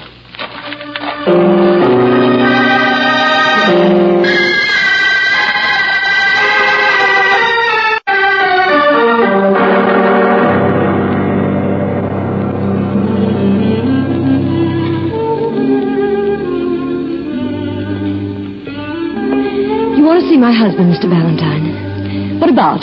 Well, it's about his airplane wreck in South America, Mrs. Martin. Just a minute. There. Funny life out here, isn't it? When the fog comes in, there's nothing to do but sit in front of the fireplace and play phonograph records and read books and... Joe's out right now. Out? You mean he's gone to town? No, he just walks. He likes to walk. At least that's where he is, walking. Lord knows there's plenty of places to walk around here. No, I'm sure he's not in the house. He'll be back. Senor Estosa said he'd written to your husband a couple of times. My husband never looks at mail, and I don't know anything about business. Oh, I do remember the letters. Yes, of course. Lawrence Kegley's the one you should see. Lawrence Kegley, your house guest? Oh, no, that's somebody else. Lawrence handles the money. He's in town, but he'll be out this evening. You know, business advisor. Like a lawyer, only with a shave instead of a shingle. Yes, well, Mrs. Martin, we'd like very much to... Lord, I'm not being much of a hostess, am I? I'm sure you're hungry or thirsty. Oh, don't worry about us, Mrs. Martin. We just came out to see... Oh, it's just a car. Yeah, maybe that's Lawrence Kegley now, huh? Perhaps. I'll get it. Oh, it's you. Hello. Well, don't bite my head off. Did you see Joe? Joe? Why, no. Should I? I thought you might have. Driving in, he's out there somewhere, walking. Oh, running loose. Communing with the Rick, please. This is Rick Winters, Miss Brooks, Mr. Valentine. How do you do? Well, come to admire the fog, eh? Creeps in on little cat feet. Can you imagine anything worse than a wet cat walking across your face? I don't know cats that well. I do. Mr. Winters, I guess you came back from South America with Mr. Martin, didn't you? What's this? She's just making conversation because you called me a cat. Now, Estelle, don't be so sensitive. Well, I'll clear it up for you, Miss Brooks. The person who lives here, the house guest, is Mr. Douglas Dewar. But he didn't come from South America. I'm telling it. Mr. Dewar's from the city. He's just a friend of my husband's. How well you tell it. Yes, and Rick is just... Well, anyway. There are no adjectives sufficient. How about a drink, anybody? Or some music, maybe? Skip it, Buster. Now, don't resent me, Mr. Valentine. I'm a nice guy. That's a nice tune. It certainly dates me, though, doesn't it? I guess so. Stop it! Turn that thing off! Estelle, what's the matter? What are you doing here? I was here earlier. Why shouldn't I come back? If you don't feel like talking, I can always chat with Joe. Yes, you can, can't you? But I'm sure we're shocking your guests. No, don't be ridiculous. Would you like us to leave, Mrs. Martin? Oh, I don't know. Yes, please. Oh, there's Kegley. Got a new car, hasn't he? No, it's the same old Lawrence one. Kegley, huh? Okay, Mrs. Martin. Suppose Miss Brooks and I step outside and meet him. And if your husband still hasn't shown up... You wouldn't want to see Joe anyway. Why not? Well, I don't know what your business is, but Joe Martin would be sure to think it was something else and start yelling at you like a banshee. No, Mr. Valentine. You don't want to see Joe Martin.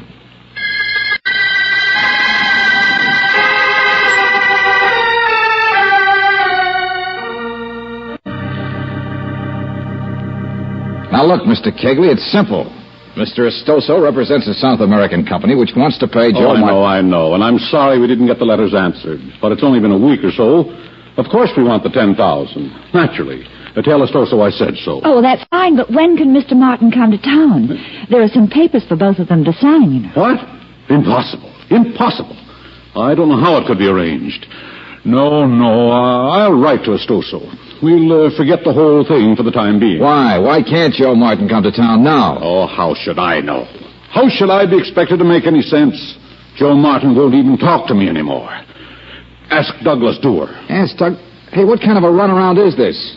His wife says see you, and you say see somebody else. What are you talking... George! Yeah, come on.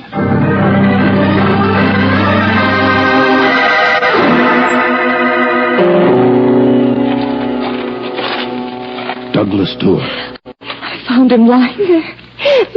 I was coming out the back way to ask if you wouldn't have some supper before you went back to town. He's dead. Yeah. Yeah, he's dead, all right.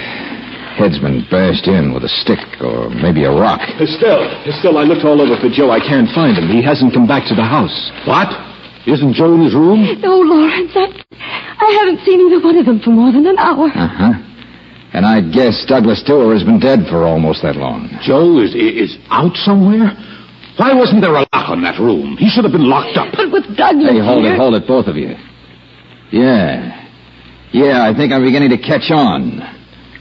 Just who was Douglas Stewart? The doctor sent him out from the city. It was only a precaution. He was a male nurse. My husband's keeper.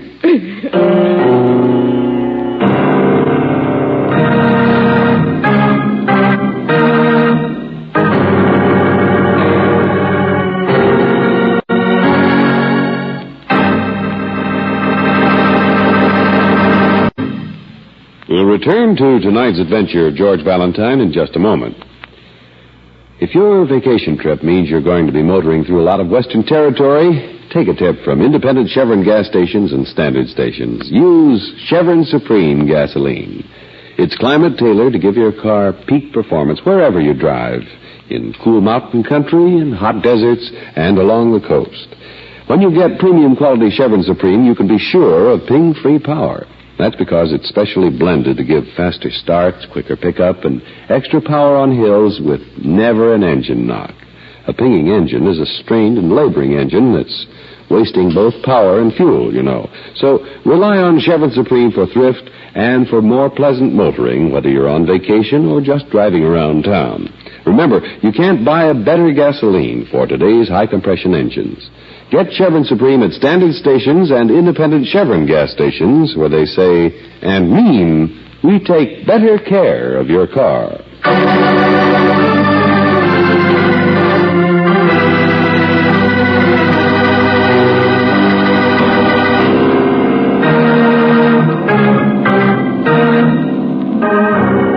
Who is Joe Martin?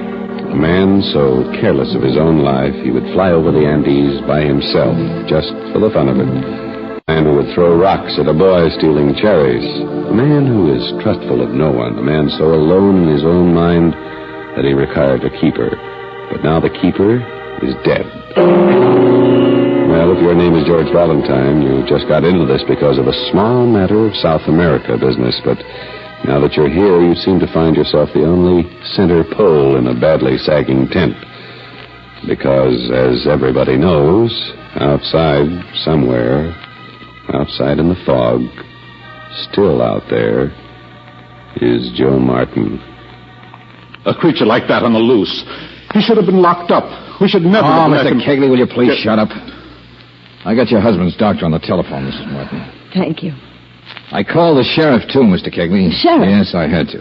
It'll take him at least 20 minutes to drive out here. Joe Martin... he must have found out who Douglas Stewart really was. What?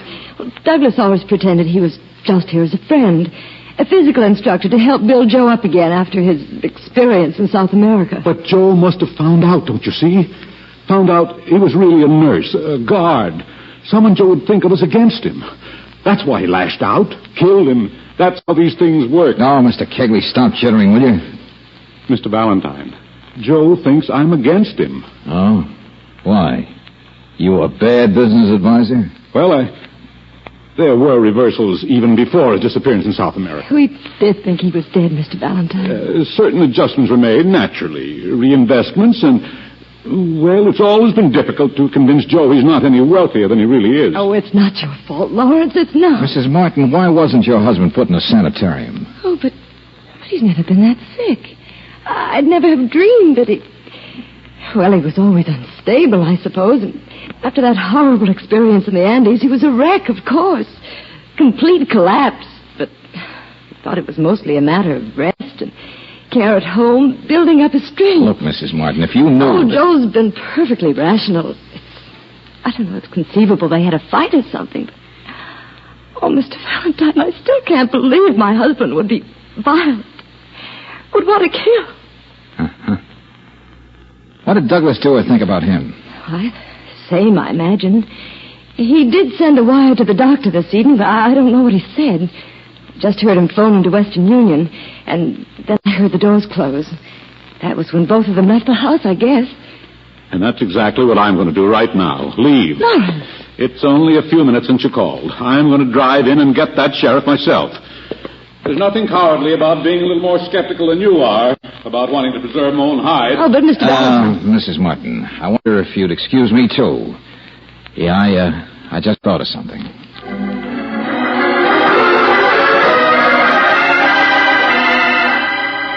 Look, Western Union, all I want is the text of the wire to the doctor, not the charges. Yes, I know the sheriff's office told you it was okay. I just want the... Well, okay, hurry it up, will you? Yeah, call me back. George, where are you? Hey, Brooksy. George, I saw him. I did. I saw Joe Martin.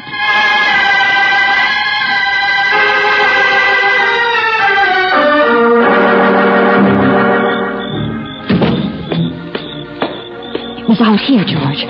I'd been in the living room with Rick Winters, and then I stepped out on the porch for a minute. And there, right there through the fog, there's a fence over there. You sure it was Martin? Yes, he was tall, like they said.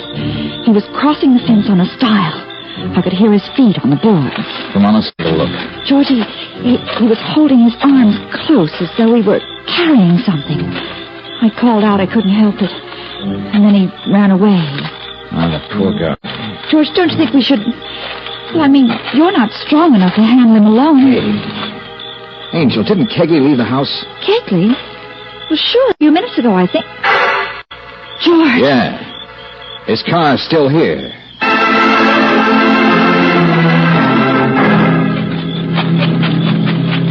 Brooksy, look out! Oh, no. Looks like Lawrence Kegley walked right into it, doesn't it? Oh. Didn't even reach his car to get away. He's dead, all right, Brooksy. Just like Dewar.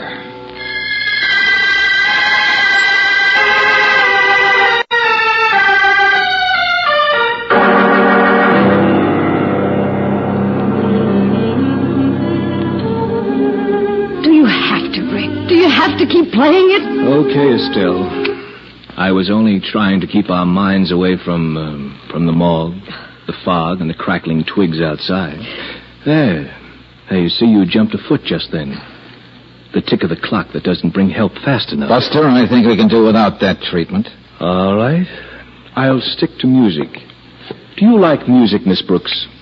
Mr. Winters, I think you're just hurting yourself. I think you're both being pretty foolish about something. I think it's pretty obvious what it is. Observant, aren't you? I told you to go away. I told you I didn't want to see you again. Yes. Yes, late this afternoon, she stood out there in the sunken garden with the sunset in her hair. And I kissed her goodbye. How could I help but come back? Oh, I hate you. But I think I'm here to stay now, don't you? Oh, can't you ever think of poor Joe? That's a laugh. Get out of here. Mrs. Martin. You never worried about Joe before. You're pretty much of a heel, aren't you, Buster? I've never hurt Joe. I've never... Both of you. No, I'll get it. Yeah, hello? Oh, yeah, what is it? Yeah. Yes, I've got it. Okay, thanks. Who was it? What do they want? Well, it was the sheriff's office, that's all. Yeah, he left some time ago. Be here pretty soon. Yes. Yes, the sheriff will be here. And they'll bring men.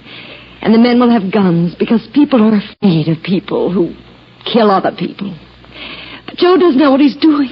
He's out there all alone, thinking everyone's plotting against him. Don't get carried away now. And I plotted myself, at least in my mind. I did love Rick once when I thought my husband was dead. Well, I'm not going to let them kill him now. I'm going to find him myself. Estelle. If you were half a man, you'd feel the same way. Mrs. Martin, stop. Get your hands off me. I'm going alone. Joe won't hurt me if I'm alone. He trusts me. He doesn't know about Rick. Joe loves me. It's the least I can do.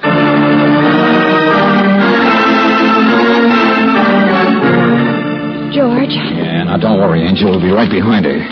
Here, take a look at this fast. Huh? That wasn't the sheriff's office on the phone. It was Western Union. Oh, the telegram Douglas sent to the doctor. Yeah, I scribbled it down here. Joe Martin took sudden turn for worse late this afternoon. Yeah. Violent for first time. taking precautions, and we'll bring him into hospital first thing in the morning. But, George, what was... Hey, come on. There she goes.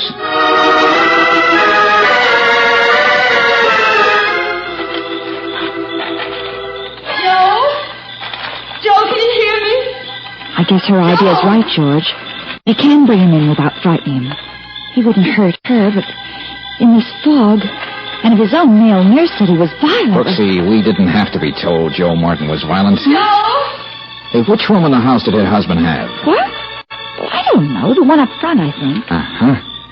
And this is the sunken garden right here. Late this afternoon. Late? George, you could see this garden from Joe's room. Yeah. You could see Rick Winters kissing your wife. And the telegram said the same time. Joe violent.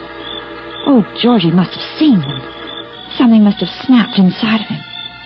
Only, then it's Rick Winters who's likely to be... Hey, shh. Back to him. What? But who's... Joe! Hey, Joe! Winters, the crazy... He took a dare to be a man, didn't he? Hey, Joe! Joe! But he's the one who's in danger, George. Come on, around this way. Oh, it's fog. You can't see. Oh, Joe!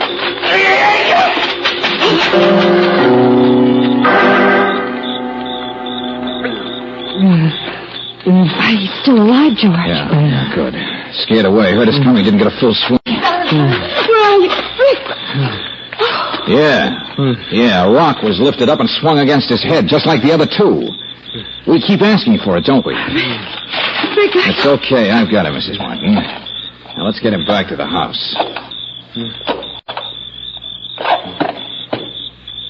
George! Look! Joe!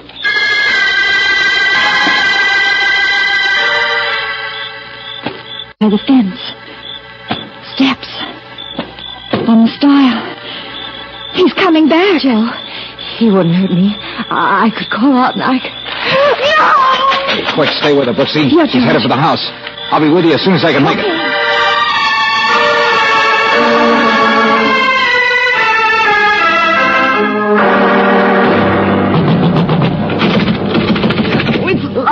The back door is locked. Rick forgot the catch when he came out. Oh, and he left that same thing on going round and round, over and over. Martin, stop it. Get hold of yourself. Over and over and over. Stop it. We're all right if we just... George? Oh. That's me. I think Rick here is going to be okay if we get into a hospital fast enough. George, the door's locked. Okay, I'll go around and... No! Mrs. Martin, your husband won't hurt you. Now I know he won't. I haven't been a good wife. I haven't helped him as I should. I haven't cared for him as I should. I haven't understood his illness. Yeah. He's a pretty sick man, all right. The telegram said he was violent. But Douglas also told the doctor he'd taken precautions. And Joe looks very calm now. What are you talking about? It's just too bad you didn't know what those precautions were, Mrs. Martin. You could have saved yourself so much acting. Wait. Listen. It's Joe. It's Joe. I said don't be afraid of him, Mrs. Martin. He's quite calm. And he holds his arms close as though he were carrying something, just like Brooksy said. He can't pick up any rocks to swing at people. No. Like you can. No. Yes, Mrs. Martin. Joe has been wearing a straitjacket.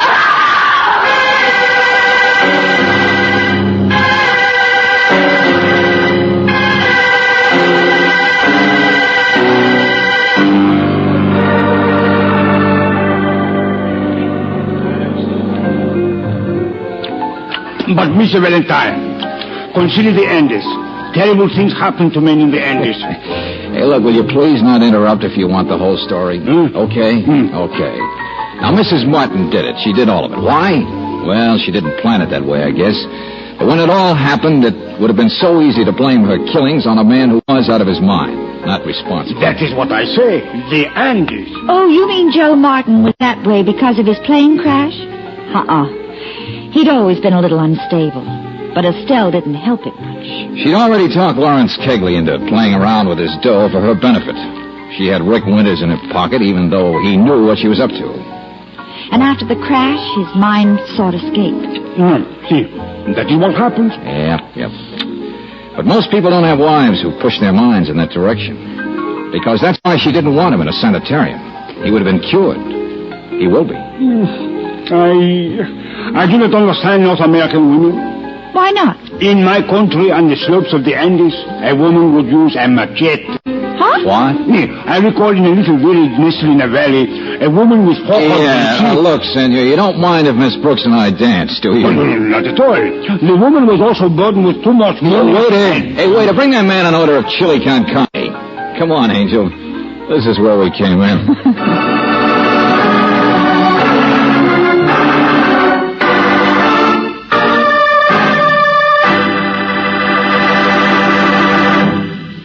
If you're a motorist, here's a word of advice from independent Chevron gas stations and standard stations. It's a proved fact that corrosive rust causes 80% of all engine wear. This high-cost corrosion starts the moment your engine stops. It's caused by acid-laden moisture that instantly settles on internal parts in an idle engine. To stop the attack of rust, special compounds have been added to RPM motor oil. One compound in RPM is an adhering agent. It keeps a moisture-proof film on internal parts so that rust can't get a start, even if your car stands idle for weeks. Ordinary oil couldn't possibly give your car's engine this complete protection. No wonder premium quality RPM is first choice in the West. It's the oil that stops 80% of engine wear. So for longer car life, get RPM motor oil. Ask for it at standard stations and at independent Chevron gas stations, where they say and mean, we take better care of your car.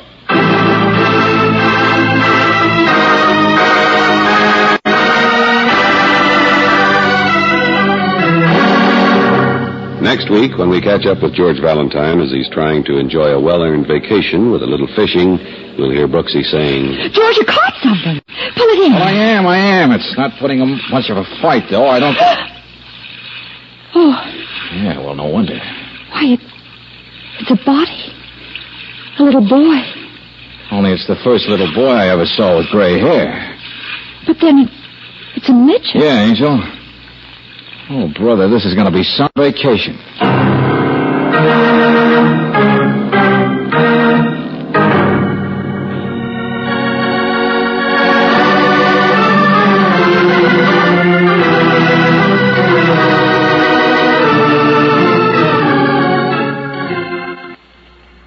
Tonight's adventure of George Valentine has been brought to you by Standard of California on behalf of independent Chevron gas stations and standard stations throughout the West. Robert Bailey is starred as George with Francis Robinson as Brooksy. Let George Do It is written by David Victor and Jackson Gillis and directed by Don Clark. Also heard in the cast were Jay Novello as Estoso, Doris Singleton as Estelle, Robert Bruce as Bergstrom, Peter Leeds as Rick, and Will Wright as Kegley. The music is composed and presented by Eddie Dunstetter. Your announcer, John Heaston. Listen again next week, same time, same station, to Let George Do It. This is the Mutual Don Lee Broadcasting System.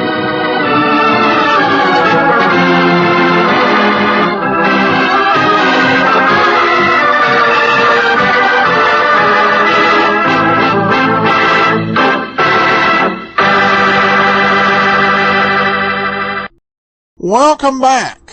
Well, a nice, very suspenseful little thriller there in 30 minutes. And I think this has been the second episode dealing with a situation like this. I'm thinking of the first episode we heard from 1948, The Smugglers. Though this one didn't have the World War II element going on in it. I do have to say that insurance man was definitely not approved by the Andes Chamber of Commerce. But a great episode. I do have an announcement. I've reviewed another show and I added it to the big list of shows I would like to someday do.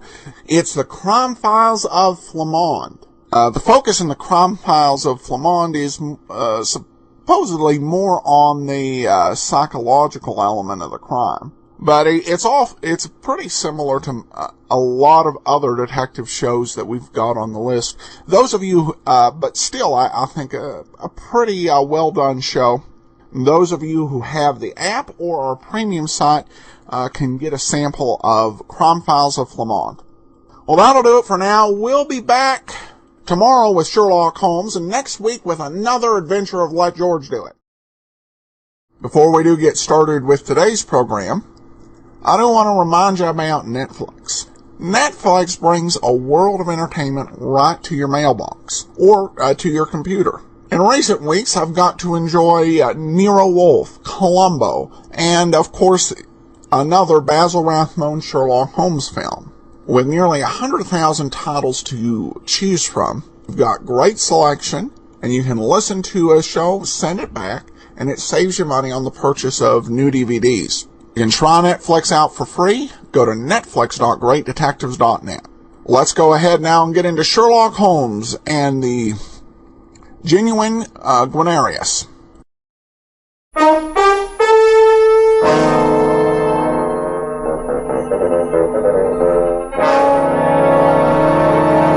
Kreml Hair Tonic and Kreml Shampoo present the new adventures of Sherlock Holmes, starring Nigel Bruce as Dr. Watson and Tom Conway as Sherlock Holmes.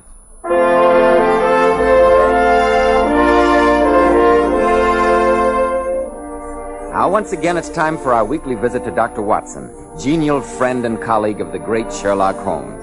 Good evening, Dr. Watson. I trust I'm not intruding? Not at all, my dear fellow, not at all. Sit down, won't you? Thank you. You know, Dr. Watson, I've been struck by the remarkably large number of signed photographs of titled personages and notables that ornament the walls of your study. Mementos of your active career, I presume? Yes, though I must admit most of them are clients of Sherlock Holmes rather than grateful patients of mine. Well, this picture, for instance. Naturally, I recognize the photograph of the late Royal Highness. No names, Mr. Bell. I beg you. Holmes and I always referred to the gentleman in question merely as Mr. Edwards. And what did you and Mr. Holmes do to cause his royal... I beg your pardon, Mr. Edwards, to inscribe his photograph in such affectionate gratitude? Oh, nothing of any great importance, I assure you. Merely that Mr. Edwards had become a trifle entangled, shall we say, with a little dancer at Maxim's in Paris, a young lady rejoicing in the appellation of Frou-Frou. Quite a delightful little bit of fluff, too. I gather that Sherlock Holmes settled the matter to Mr. Edwards' complete satisfaction. Very easily and very discreetly. But it led us into one of the most curious and singular affairs of Sherlock Holmes' career, and one which I don't believe would ever have been solved had Holmes not been a distinguished amateur on the violin. I call it The Adventure of the Genuine Gunarius. Sounds intriguing, Dr. Watson. But if you don't mind a momentary interruption... Not at all, Mr. Bell. Go ahead. Men, there's a famous saying about locking the barn door after the horse has been stolen. Well, the same applies to the hair. Once bald, bald forever, they tell us. But you can make the most of the hair you've got. And you can't begin too early. That's why I want to tell you about Kreml Hair Tonic. Kreml contains very special hair grooming ingredients found in no other hair tonic. Kreml makes the hair stay better groomed longer, with that natural, greatly desired He-Man look. Never greasy, never sticky. But Kreml does lots more than just keep hair looking handsome. A massage with Kreml actually helps stimulate circulation in the surface of the scalp. Your scalp always feels so alive, so invigorated after applying Kreml. This highly specialized hair tonic also has an excellent lubricating effect on a dry scalp. It makes dry, brittle hair that breaks and falls feel softer and more pliable. So men, buy a bottle of Kreml hair tonic at any drug counter. You'll be delighted with its extra advantages. K-R-E-M-L. Kreml hair tonic. Now, Dr. Watson, how about the adventure of the genuine Gunarius? Well, the British ambassador to France, Sir Hubert Ashley, had invited Holmes and myself to a reception at the embassy in Paris in order to thank us both for successfully concluding the rather delicate affair of Mr. Edwards. The ballroom was a blaze of light. The guests were dancing. By Jove, Holmes, have you ever seen anyone more attractive than our host's wife? I must say that Lady Ashley is really the finest type of English beauty. Sometimes, Watson, I envy you the directness of your mind. What do you mean? When you look at a beautiful woman, you see only beauty. Well, what on earth would you expect me to see? In the case of Lady Ashley, my dear fellow, I notice her elderly husband, her many gallant admirers, and I think, what a motive for murder. Oh, really, Holmes? Oh, Mr. I trust our guest of honor is enjoying himself. Very much indeed, Lady Ashley. Mr. Holmes, Dr. Watson, may I introduce a very dear friend, Monsieur Jacques Meriveau, who has known me more years than I care to remember. Bonsoir. Good evening. Yes, I think I can claim to be Lady Ashley's most devoted cavalier, having first made her acquaintance when she was just over 2 hours old. She wept bitterly the moment she saw me. Yes, but I've been trying to make up to him for it ever since. During the time we're in Paris, Monsieur Meriveau, I've been promising myself the pleasure of a visit to your famous music shop. I should be honored, Monsieur Holmes. I've heard, of course, that you play the violin. Merely as the veriest amateur. Incidentally, I'm looking forward eagerly to hearing Monsieur Drenko play this evening, Lady Ashley. I was unfortunately out of London during the only recital he gave this season. He's a great artist. Yes, he comes from one of those little countries down the right-hand corner of the map, doesn't he? I always heard the fellow's a bit of a bounder. You have an opportunity to judge at once, Watson. Our host is approaching with the gentleman in question in tow. Oh, Holmes, there you are. Monsieur Drenko has been asking to meet you. Monsieur Drenko, Mr. Holmes, Dr. Watson. How do you do? Holmes? Hubert, if you'll excuse me, I must see to our other guests. Until later, Mr. Holmes, Dr. Watson. Yes, indeed, of course. Dr. Watson and I are looking forward to hearing you play, Monsieur Drenko. I always enjoy an appreciative audience.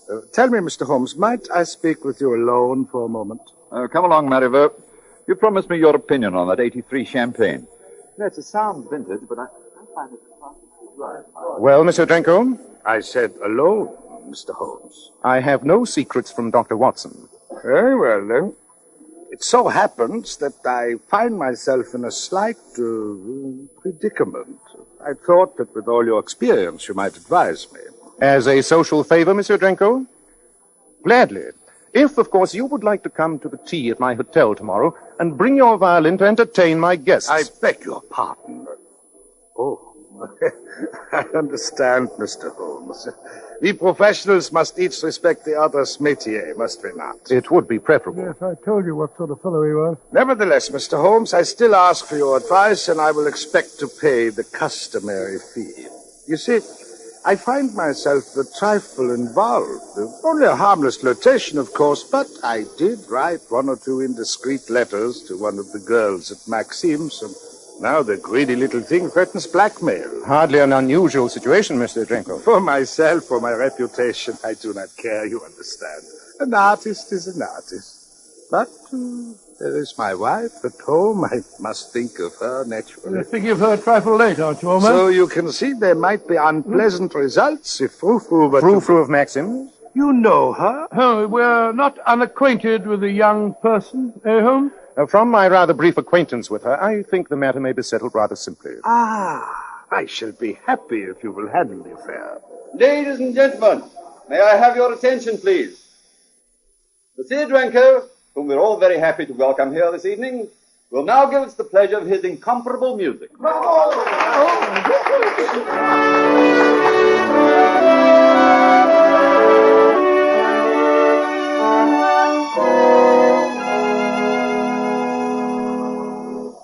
You are, gentlemen. Mademoiselle Frou-Frou's dressing room is right here.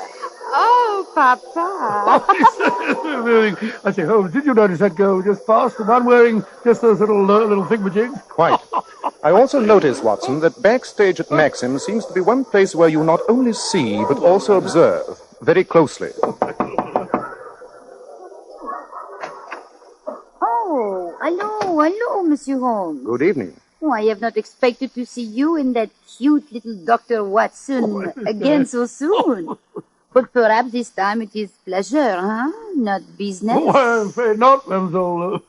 Mademoiselle Frou-Frou, it was only because I thought the gentleman we have agreed to refer to as Mr. Edwards was at least as culpable as you that I persuaded the French police not to prosecute you in that matter of his mother's jewels. But, Monsieur Holmes, that little matter, we have settled it, have we not? The charge is still pending, mademoiselle, and at a word from me could be followed up. But why should I you? also happen to know that the Marsovian embassy is most curious regarding the attraction which brings Prince Danilo so frequently to Paris. That also does not concern me at the moment. Assuming, of course, that you return at once all the letters that were written to you by Monsieur Drenko, and that you cease from molesting him in any way. Oh, mais je comprends très bien. Oh, I see. Well, Monsieur Holmes, since you have put it so convincingly, I am rather tired of listening to a soulfully played violin. Monsieur Drenko may have his letters back. Here they are. Thank you, mademoiselle. I knew you were a sensible girl. Good night. Good night. Et si jamais je vous revois, ce sera trop tôt, je vous l'assure. And now what? And now for a good night's rest. And in the morning, we can report to Monsieur Drenko the satisfactory solution of what was perhaps our simplest problem. Well, I hope you charge him a stiff fee, Holmes. I still say that the fellow's a bounder.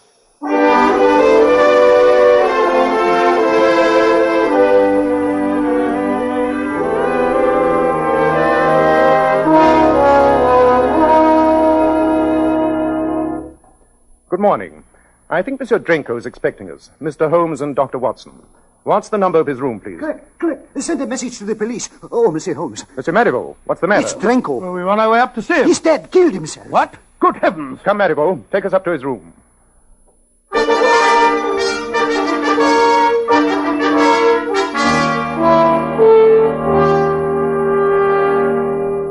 The man's been dead for more than an hour, Holmes. Yes, no, not more than half an hour. Closer to an hour, I should think. I see. Marivaux, would you please ask that chap we passed, the one who was painting the hall, to step in here for a moment? But of course. Curious. I wonder what could have been Drenko's motive in committing suicide. Here is the painter, Monsieur Holmes. Ah, yes. Tell me, have you been working there all the morning? Oui, monsieur, ever since 8 o'clock. For over 2 hours, in other words. And were you working constantly in sight of this door? Absolutely, monsieur. I heard the gentleman in here practicing the violin for a little while, but he stopped almost an hour ago. Well, that puts the time of death at just about what I thought, Holmes. And you saw no one enter or leave this room during the entire time? No one. Oh, except 5 minutes ago this gentleman went into the room. A few seconds later, he came running out calling for the police. Thank you. Your statement has been very clear.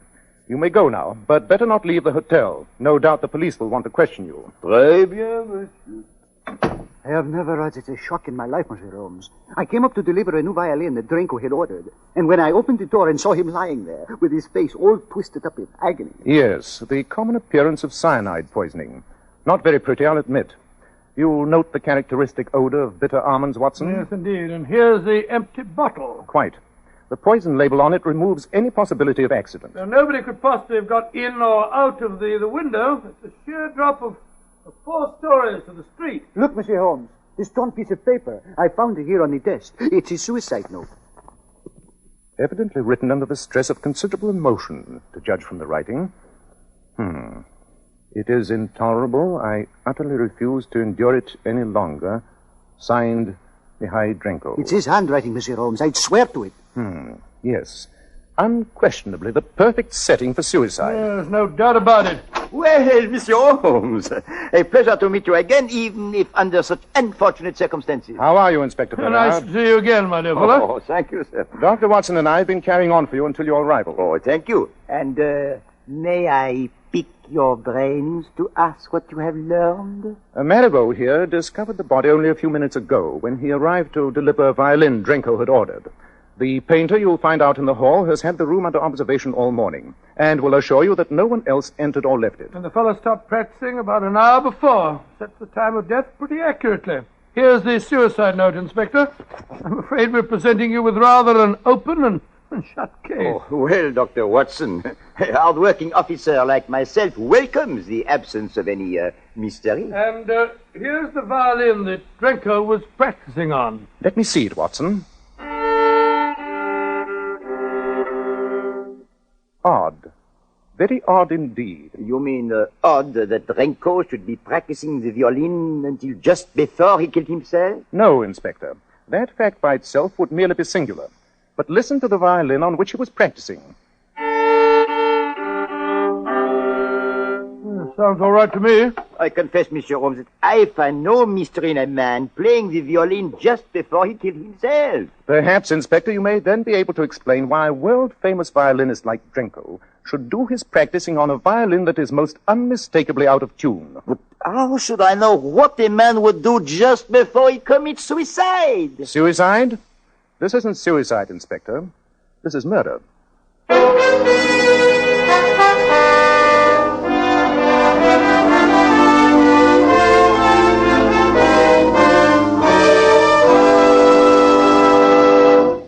Men, once you get bald, there's nothing you can do about it.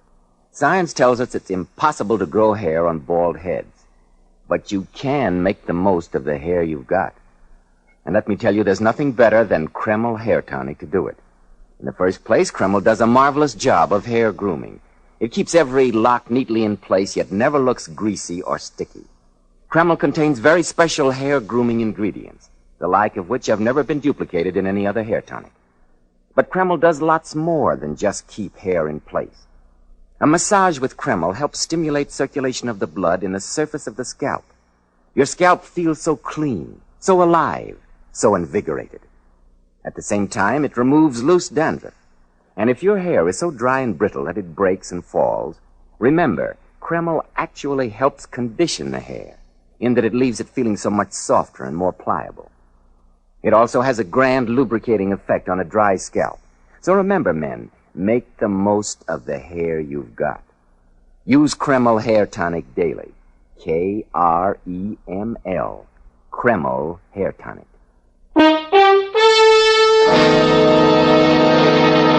And now, Dr. Watson, what happened in that hotel room when Sherlock Holmes told Inspector Bernard that Drenko, the violinist, had been murdered and had not committed suicide? Well, naturally, Inspector Bernard was rather surprised. As a matter of fact, it seemed to me that he was a bit huffy about it all. But, Monsieur Holmes, you cannot fly in the face of all the evidence we see before us. The bottle of poison clearly labeled, the suicide note unquestionably in his own handwriting, Dr. Watson's medical evidence that the man had been dead at least an hour, and the final confirmation of the man painting in the hall who tells us that no one entered or left this room until a few minutes ago.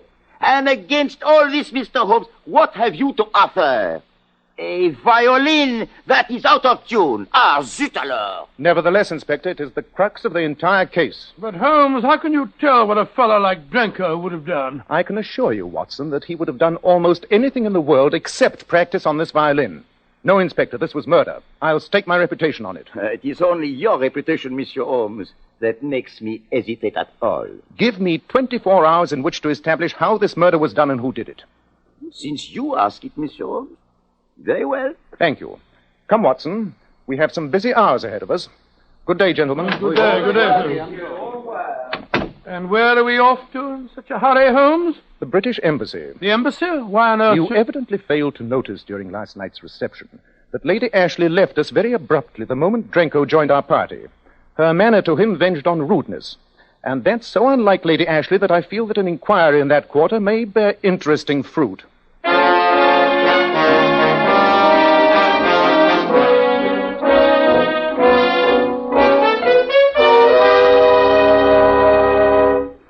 May I ask, Mr. Holmes, the purpose behind this unexpected visit? In just a moment, Sir Hubert.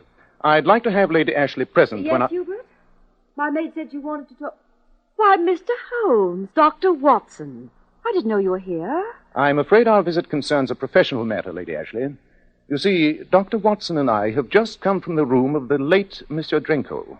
The late Monsieur Drenko? I don't understand. Drenko has been murdered, Lady Ashley. Oh. Quick, Watson, catch her. Cynthia. She's quite all right. It's nothing but a faint. If you will just ring for your wife's maid, Sir Hubert. Yes, I'll get her at once. I must say, Holmes, you certainly broke the news rather brutally. She took it pretty hard. Nonsense, Watson. What caused her to faint was relief. That was my object. I had to find out what her reaction would be. Here, Annette. You and Mary help Lady Ashley up to her room and put her to bed. Just keep her quiet. A cup of hot tea will do her no harm when she comes round. And now, gentlemen, if you'll excuse me. I'm sorry, Sir Hubert, but I must ask you to remain here with us for a few moments. Well, I don't understand. Sir Hubert, Lady Ashley's reaction to the news of Drenko's death was a good deal more pronounced than might be expected in the circumstances. I haven't the faintest idea what you're trying to insinuate. I insinuate nothing. I merely state facts. Would you prefer that I question her, or will you tell me what lies in back of all this? Very well, Mr. Holmes. But I should like to spare my wife as much as possible. My only interest is in any light that she might be able to shed on the matter. Cynthia is a very young and very beautiful woman. Before we were married, she had, well, how shall I put it, fallen under the spell of this man, Drenko. I asked her no questions, but I know that he continued to have some strange hold over her. I had the impression that she hated seeing him and that he was forcing his presence on her on those occasions when he was a guest in my house. Yes, I still don't believe anyone killed the fellow, but if someone did, it sounds like a good riddance. Unfortunately, Watson, we are not concerned with the equities of the murder, but with its solution. Thank you, Sir Hubert. You've been extremely helpful. Well, justice must be done, Mr. Holmes. But if ever I wished that your great powers might fail, it is now. I have no hesitation whatsoever in saying that I'm infinitely grateful to the murderer of that swine Drenko.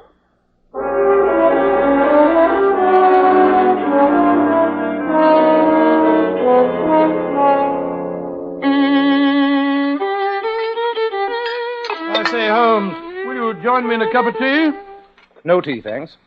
I'm rather trusting to the inspiration of music to assist me in resolving some of the more puzzling features of this case. Well, at least you can't complain of a scarcity of suspects. First of all, Sir Hubert, for obvious reasons. Possibly Lady Ashley. Great Scott, Holmes. What's the matter? Tea too hot? No, but have you thought of the possibility that Frou-Frou might have killed Drenko? After all, she might have been madly in love with him. The possibility had occurred to me, but I discarded it. Oh, discarded it.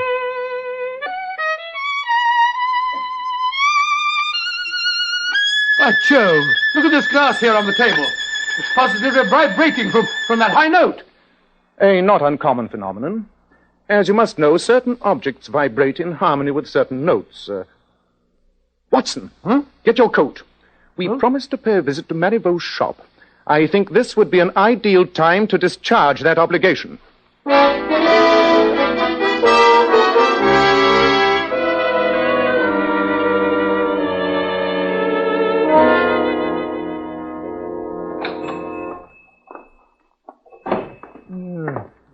Dingy little place, I must say. Founded 1821, huh? Looks as though they hadn't washed the windows since. But full of priceless treasures.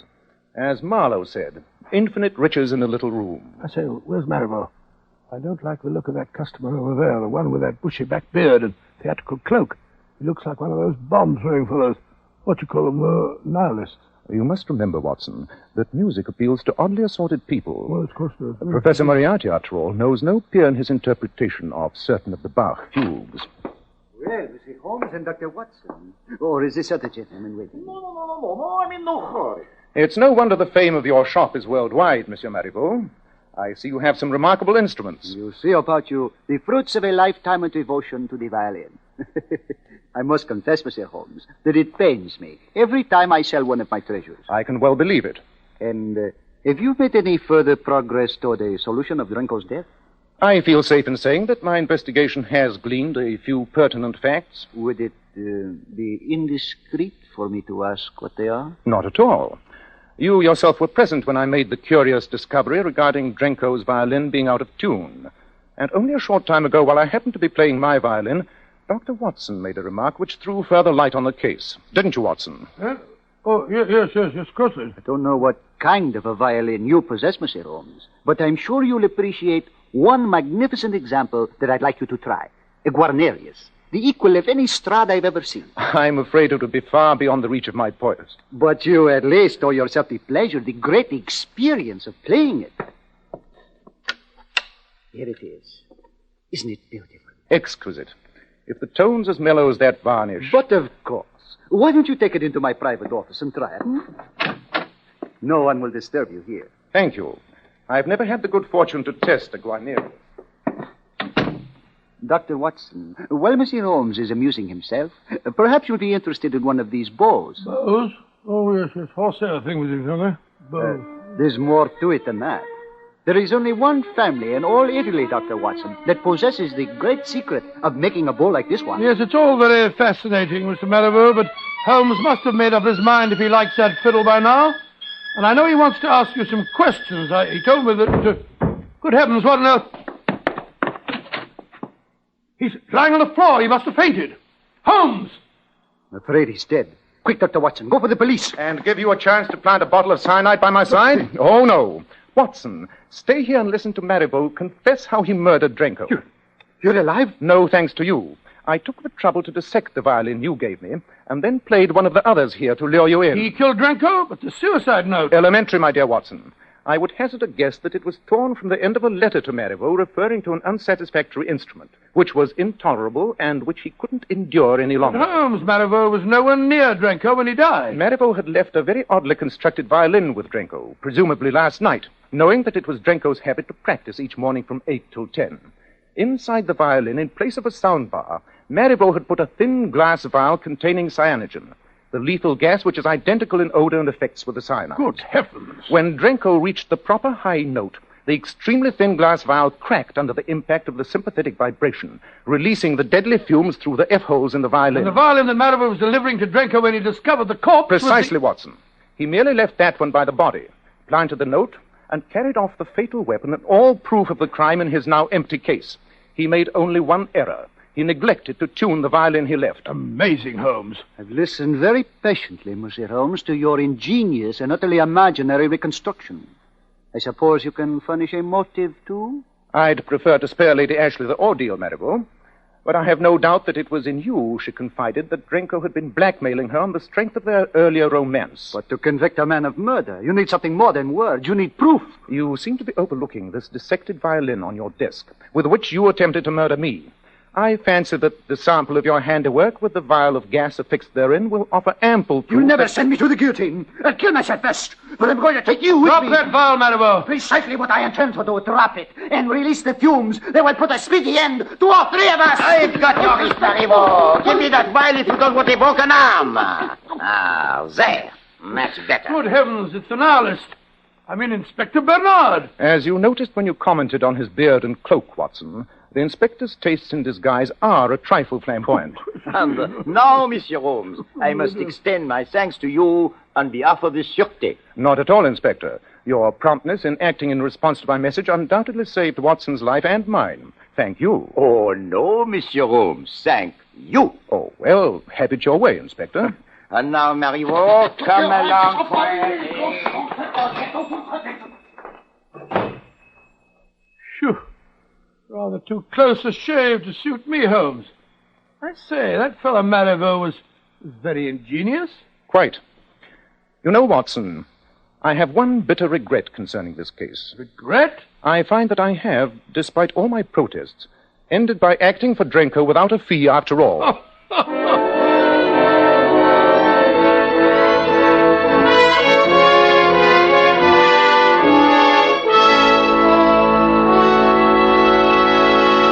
In just a moment, Dr. Watson will tell us something about next week's story. But first, girls, some of the most beautiful women in the world are Powers models. And one of their outstanding characteristics is their shining, bright hair. Now, here's how they keep it shining. Powers models use Kreml shampoo.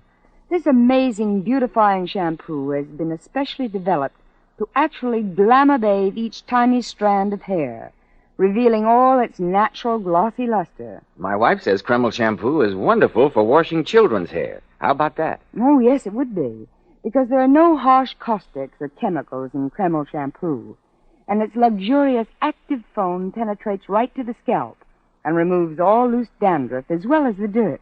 Girls, if you could only see how Powers model's hair fairly radiates glossy highlights, I'm sure you'd want to try Kreml shampoo right away. You can get a bottle at any drug counter. Kreml. Kreml shampoo. Now, Dr. Watson, what about next week? Well, now, let me see. Next week, I think I'll tell you about the adventure of the Sally Martin. The Sally Martin? She was a boat, Mr. Bell. Oh. A luxurious yacht. Holmes and I entered the case when her owner was found lying dead in his bunk with a knife stuck between his ribs.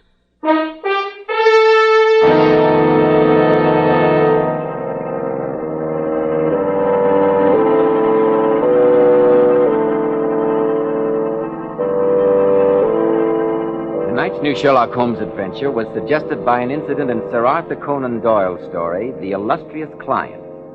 Nigel Bruce appeared by permission of California Pictures, Tom Conway through the courtesy of Eagle Lion Pictures.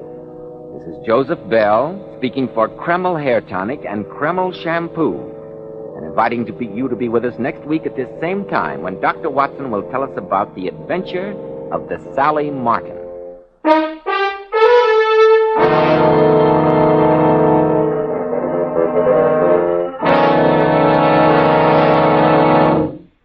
ABC, the American Broadcasting Company. Welcome back. Well, I do have to say about the Sherlock Holmes is written by Green and Boucher here.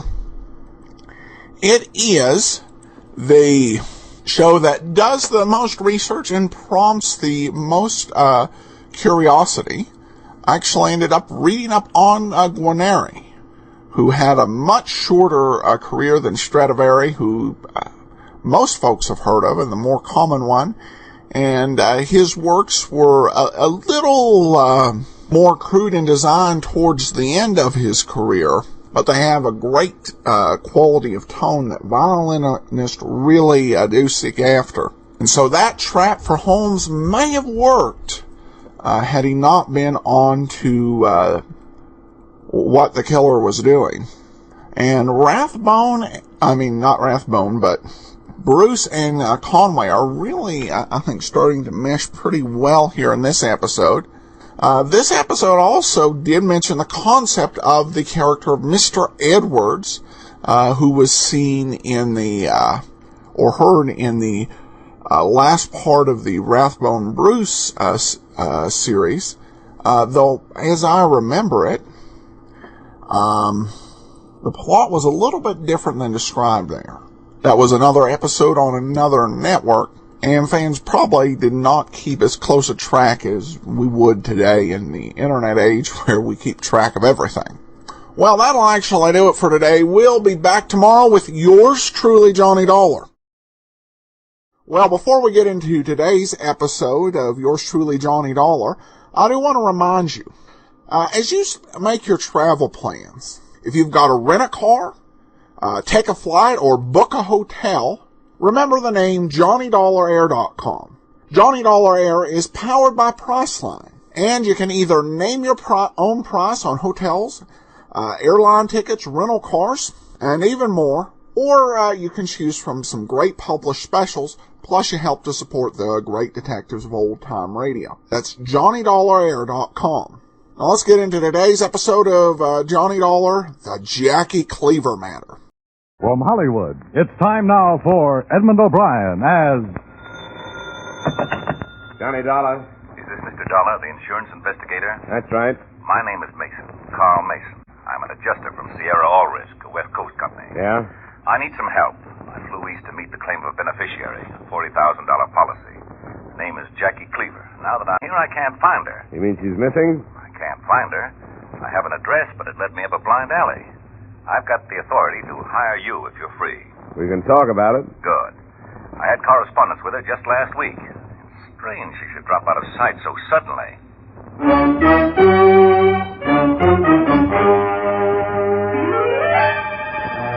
Edmund O'Brien in a transcribed adventure of the man with the action-packed expense account.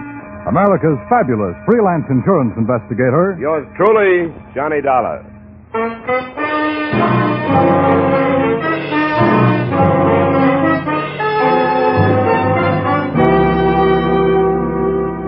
Expense account submitted by Special Investigator Johnny Dollar to Sierra All Risk Insurance Company, 5th and Hill Streets, Los Angeles, California.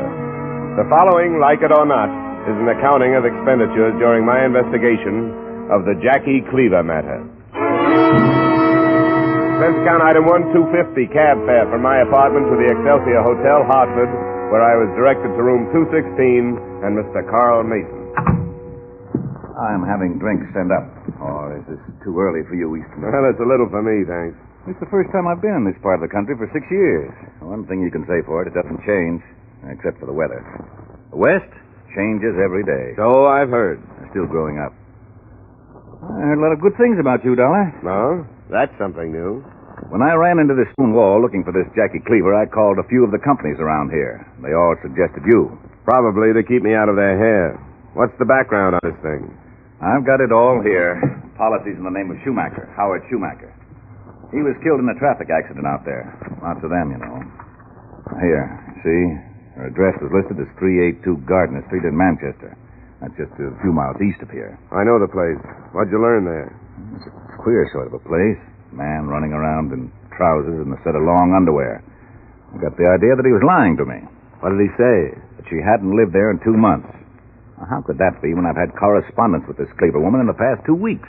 The mail could have been forwarded to someplace else from the Manchester post office.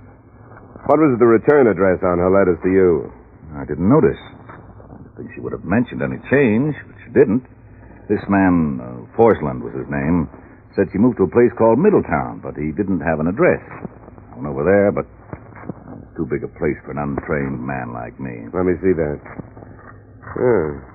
This says she's Schumacher's wife. Ex-wife, I believe. Will you take it over for me? Yeah. Yeah, I'll take a crack at it, anyway. Good. You can take these forms with you. This is the one we want signed. And here's one of my business cards. I'll jot the phone and room number down for you. Thanks. I'll let you know what I find out.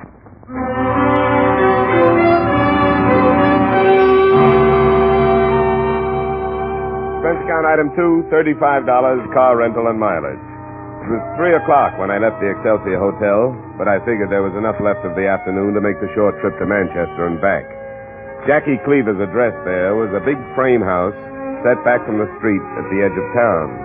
A sign that stuck out from a snowdrift called it a convalescent home.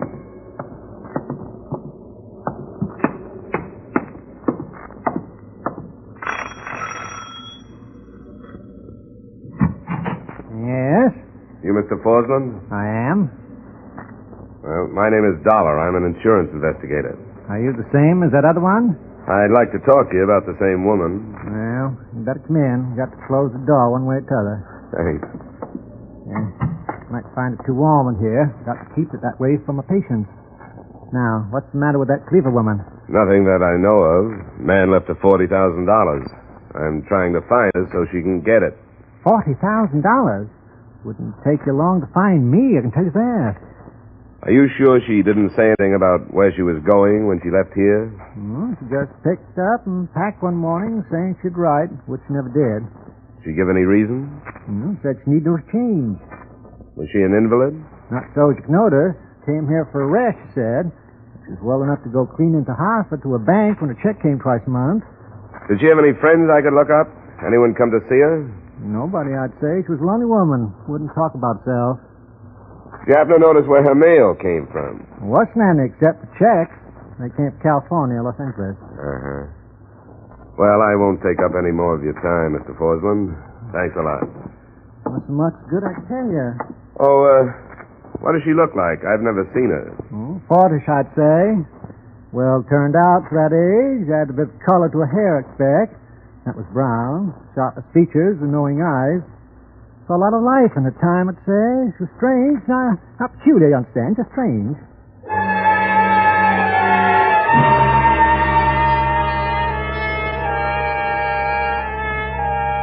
I caught the Manchester post office before it closed, and a cooperative clerk there gave me her forwarding address in Middletown. It's about 15 miles south of Hartford, and I drove down there after dinner that same night. It wasn't quite the setting you'd expect for a divorcee who received checks from California twice a month and who was in line for $40,000. It was a ratty little hotel on the darker end of town. There was one man in the lobby and one woman behind the desk. Oh, good evening, mister. What'll it be? I understand you have a Mrs. Jackie Cleaver staying here. Jackie Cleaver. You kidding? No, I'm not kidding. Is she in? She don't stay here anymore. You know where she went? It's hard to tell about Jackie. What do you want with her, honey? An insurance company wants to find her. Somebody left her $40,000 in a policy. Are you kidding? She was married to a man named Schumacher in California. Jackie was married? And divorced, but she stayed on as beneficiary. She never said anything about that marriage, but there's plenty of her that doesn't come out. You sound like you know her pretty well. Not as well as some, I guess. When did she leave here? Oh, 2 or 3 weeks ago, anyway. I can look it up. More important, do you know where she went? No, not exactly. She said something about New Haven. You might try the Bridgeport house. All right, I will. Imagine her married. That must be why she got those checks from out west. They came here, too? Yeah. Alimony. Well, that's Jackie. I hope you find her, mister. Thanks, so do I. Hey. Yeah? I'll walk out with you. All right.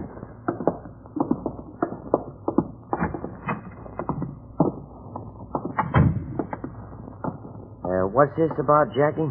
You must have heard all of it if you heard any. Are you a friend of hers? Yeah. Yeah, who was this Schumacher you say she was married to? I don't know. What's all the mystery about her? Oh, there's no mystery. She's restless, likes to move around. Beneficiaries get paid off every day. Everything about this thing is normal but her. Why is she so hard to find? Oh, maybe she don't want to get found by every Tom, Dick, and Harry passing through. It's none of my business. I'm being paid to get her signature on a form, then she gets the money. Are you from the West Coast? No, I'm from Hartford. Well, maybe I could locate her for you. What then? I'll give you my card. You can phone me at my apartment. That? Dollar, huh? All right, Dollar, I'll see what I can do.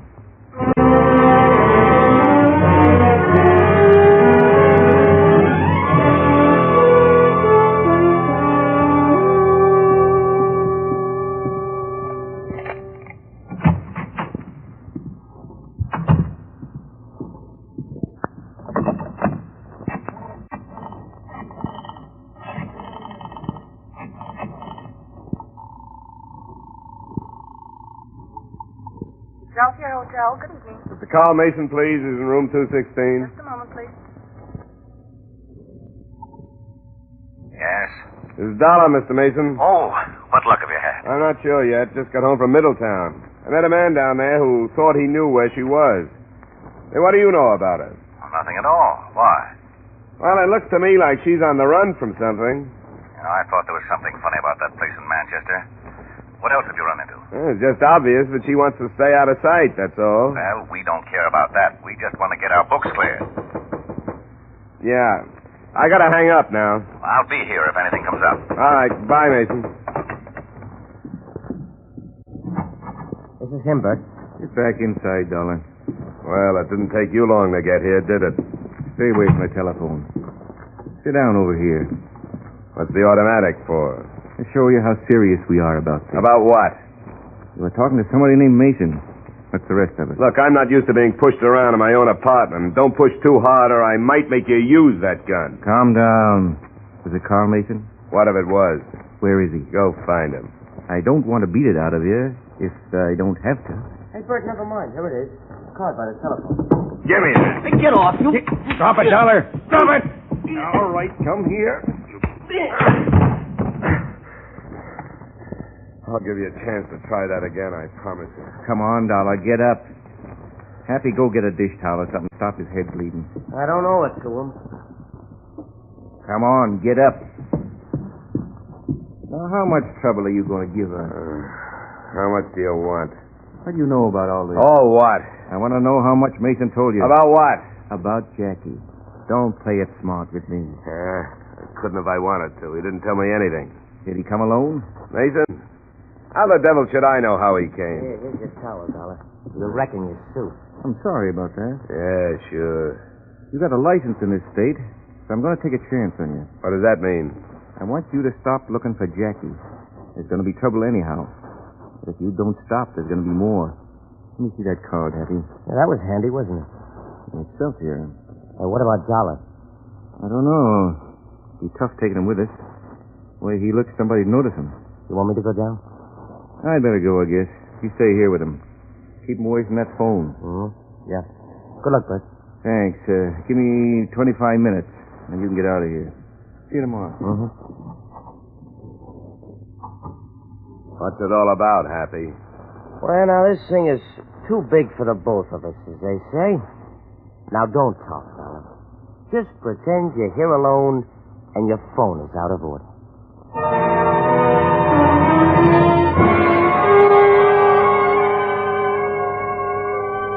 I thought I knew what to expect at the hotel after the one called Happy had left, and I was able to get down there.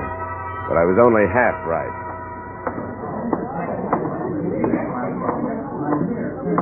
Excuse me, could I get through, please?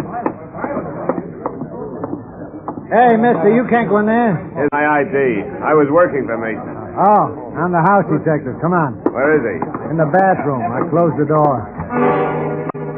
He'd evidently been blasted into the bathroom by the shock of a heavy caliber gun that had taken him in the middle of the abdomen and the chest. But it wasn't Carl Mason. It was the gunman who'd come to kill him. The one called Bert.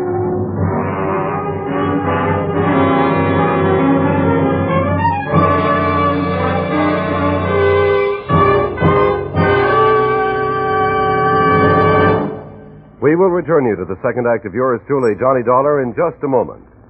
You can sing it again for an hour tonight on most of these same CBS stations, and while you're enjoying this merry, tuneful hour with Jan Murray and the gang, maybe you'll get a phone call and a chance to solve the Phantom Voice mystery. The cash jackpot is the highest it's been in weeks.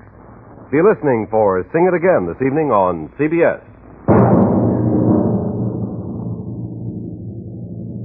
And now with our star Edmund O'Brien, we return you to the second act of yours truly, Johnny Dollar.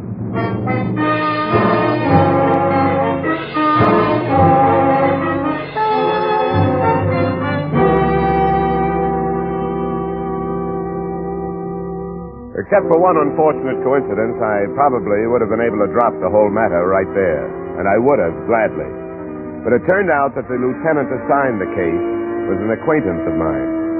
He had once informed me that a friend of his was on the state board from which I got my license, and he had never let me forget it. Now, John, you tell me this fellow Mace hired you? Name's Mason, Schiller. Carl Mason. Oh, I jotted it down with a dull pencil. It's hard to read. Yeah. Mason. He hired you to get the signature of this Cleaver woman. Now, who is she? I wish I knew. I wasn't able to find her. Well, now, who did this Mason say she was? It was pretty obvious he fed me a pack of lies. Looks like he hired me to put the finger on her.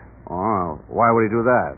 I don't know, Schiller. If I'd known, I wouldn't be here. Now, you ought to be more careful who you hire out to, John. Now, let's see. You say that a second man named Happy held you in your apartment at gunpoint while the other one, the deceased, came to this hotel room. Is that true? Of course it's true. If you were any kind of a policeman, things like that wouldn't happen to honest taxpayers. You haven't been in trouble in Hartford for quite a while, have you, John? Not this kind. I'm surprised you didn't try to notify the police prior to the shooting. I did. Look at my head. And now you're asking me to risk infection just so you can write a lot of illegible nonsense in that notebook of yours. John, let's start over in a better mood. Force has always cooperated with you. At least I have. You ought to be more thankful. All right, Schiller. But please, put away the pencil. Let me tell you what I know. Mason evidently came from the West Coast to find the Cleaver woman. Why the West Coast? Well, he had forms and a business card from a Western insurance company. She had been receiving mail from California. The guy called Happy mentioned the West Coast. Now, how would that add up? Florida? Go ahead. He's your man, Schiller. And he's going to be halfway back to the West Coast unless you remember your training and get some men to cover the airlines and railroads and get some roadblocks out. Yeah, I was planning to. You want anything more from me? You can't just drop this thing, John. How would that look in my report? What do you want me to do, Schiller? Find that woman. No use my wasting men when you've already started on it.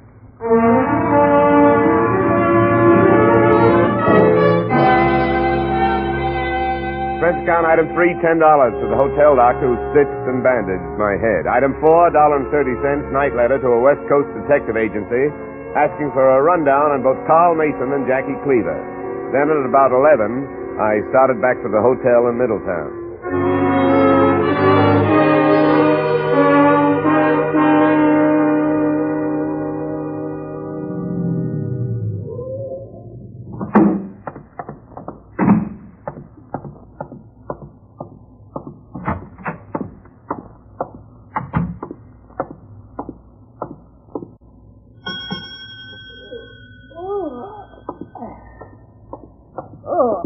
Dropped off. Oh, it's you again. Yeah. Where is everybody? Who? The guy who was in the lobby the last time I was here. Place is all yours. Hasn't been a soul in since you left, I don't think. Does he live here? I'm not so sure I know just which one you mean. I think you do. They call him Happy, which he isn't going to be when I find him. I don't think I know him. What's the matter, honey? Enough to make it smart for you to level with me, honey. The police aren't far behind me. What do you want? I want Happy. Does he live here? No. He just hangs around once in a while. Got a girlfriend lives here. Yeah? Where is she? She's not home. She's sick in the hospital. Which one? The county hospital. What's her name? Nadine Williams. What's the matter with Happy? He and another guy named Bert something teamed up to get rid of somebody, but it backfired. Bert was killed. Oh. What is there about Jackie Cleaver that could cause this trouble? I don't know anything about it. If you're holding things back from me, I can have the police drag you in. I don't know what it's all about with Jackie. But I can tell you a few places where you might find Happy. What's his real name? Snell Chandler. He was going to meet Bert tonight. Do you know where? A couple of places. One's the Wigwam. That's a roadhouse on the highway south of here. The other's further. Tower in New London. All right, I'll check him. If he happens to come in here again, tell him what happened. And tell him he can do himself some good by talking to me before the police get to him. I don't think he'll come back here, not with trouble like this. He probably doesn't know about it yet. Oh, hadn't thought of that. All right, if I see him, I'll tell him what you said.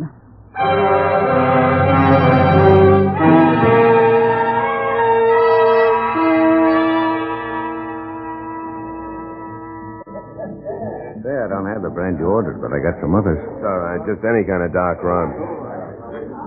This okay? Sure. Get a big call for rum when it's as cold as this. Try that. That's fine. Say, has Happy Chandler been in tonight? Happy who? Not the famous one. Oh, I thought you were pulling my leg. No, nobody with that name comes in here. We get a pretty steady set of customers here. Oh, once in a while, somebody driving by drops in. Maybe you got your signals mixed. That could be. You know, there isn't another wigwam around here that I know of. Somebody told me he comes in here. Not that I know of. How about another one? No, thanks. What do I owe you? 50 cents. Thanks. Thank you. Sorry you got mixed up.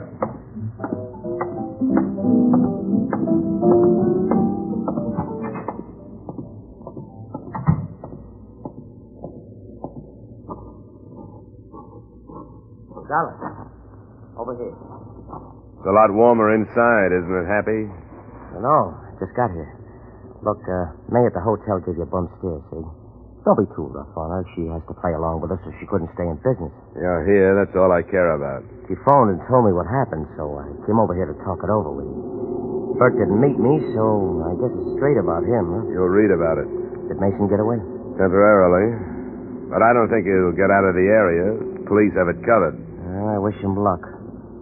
You told me I could do myself some good if I talked to you before the police pick me up. That's the way I see it. You're in a bad spot. But if you play ball with me, I'll do the same for you. Keep coming. I didn't know who you were when you and Bert conspired for a killing. That's a rap. I might save you. Uh-huh. The police don't have your name yet, or your description, or the name of the hotel in Middletown. But what do you want? The Cleaver woman. She's the middle of this mess. She's clean. She didn't do anything. She must have to bring Mason all the way from the West Coast after her. Bert died trying to stop him. She must have done something to rate all that action. I mean, as far as tonight goes, she's out of the picture. She doesn't even know what happened. What would you do with her? The police want to talk to her. If she's clean, as you say, she shouldn't mind that. Oh, I don't think she would. You what? What's the matter? Don't you believe me? She wouldn't. She's got no reason to be afraid of the police. Well, what's holding us up then? Well, it's too late tonight. Look, I gotta make a couple of calls. You'll be in your apartment tomorrow morning. I'll phone you about 10. Okay, Happy. I'd call myself stupid except you showed up here tonight and you didn't have to. Uh-huh. You'll hear from me. I'll call at 10.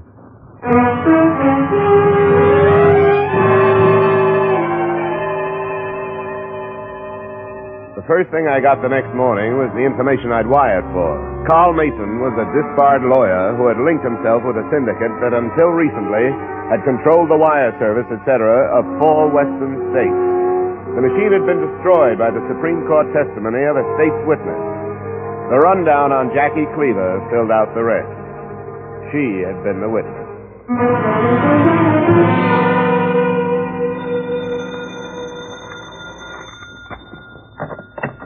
Johnny Dollar. Dollar, Mr. Mason. Who? Carl Mason. Oh, well. I want to give myself up, Dollar, but I want you to take me in. Why? I've read the papers this morning. Since you were held by these gunmen, you'll be important to my plea. What plea is that? I can build the tightest case on self-defense Connecticut has ever seen, and you know it. You know that man was on his way to kill me. Yeah? But you were wrong about my motives for coming here. I didn't intend to do Miss Cleaver any harm. I think you've made a good choice. It'd be tough to prove what your motives were. I want your statement as part of the formal arrest. Where can I meet you and when? Be better for me later in the day, maybe right afternoon. You all right where you are? Yeah, I think so. Good thing you didn't try to leave town. They got everything covered. I thought they would have. All right, Dollar. I'll wait where I am and call back at 12:30. I'll be here. Goodbye.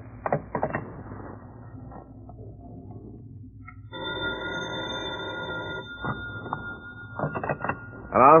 Hey, a phone's been busy. Oh, is this Happy? Yeah, I'm sorry, somebody had a job for me. What's happening with you? Jackie's with me. What's the name of the cop in charge of Bert's killing? Lieutenant Schiller. Schiller. Schiller, is he a precinct man or from downtown? Downtown. You have him in his office at 11. Jackie will meet you there. I'll meet her at the desk out front. All right, I'll have her there. And he did. I recognized her from the description as she walked through the door. Dark, nicely featured, and wearing conservative clothes. She held out a gloved hand when I told her who I was.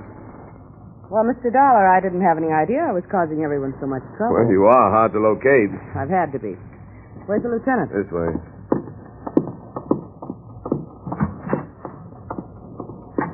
Lieutenant Schiller, this is Miss Jackie Cleaver. Well, sit down, Miss Cleaver. Thanks, Lieutenant.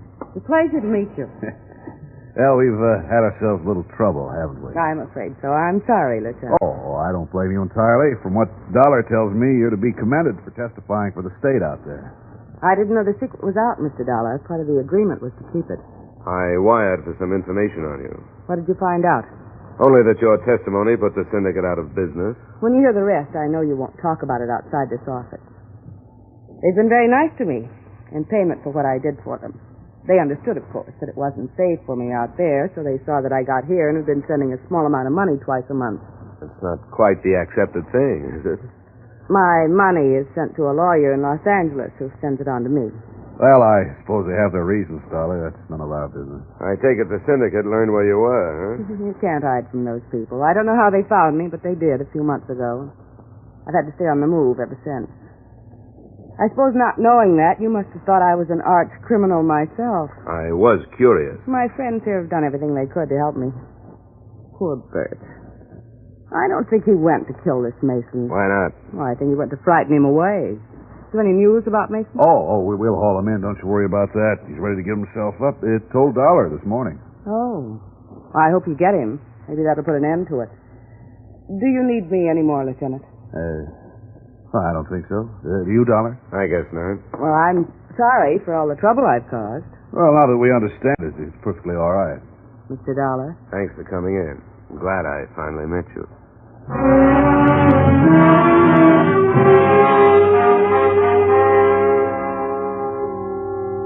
The second surrender, that of Mason, should have finished the whole thing, but it didn't.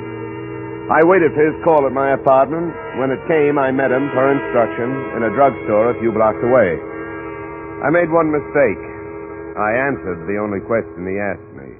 Have you found Jackie Cleaver? Yeah, I talked with her. And I'll tell you what she said. The court thinks she's a brave, courageous woman. Arrangements have been made so that she gets paid for her service to it. That's right. Well, I'll put the lie to that. What's the matter with it? Well, she testified all right. She knocked our syndicate out so the one she was mixed up with could move in. What do you think of that? Is it true? Of course it's true. That prosecutor thought he was using her, but she was using him. With the situation the way it is, she could perjure herself again to some federal investigators and make it look as though there was collusion between the state and the syndicate that moved in. Not true, but she could cause some heads to fall. Glad I live in Connecticut. Don't be stuffy. Ready to go? You're right, I'm ready. I don't care what the charges against me are, as long as I can get the truth about that character on record. My car's outside.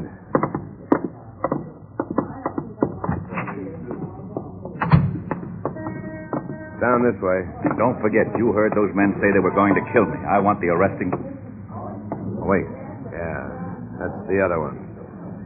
Happy, what do you want? Get out of the way, Dollar.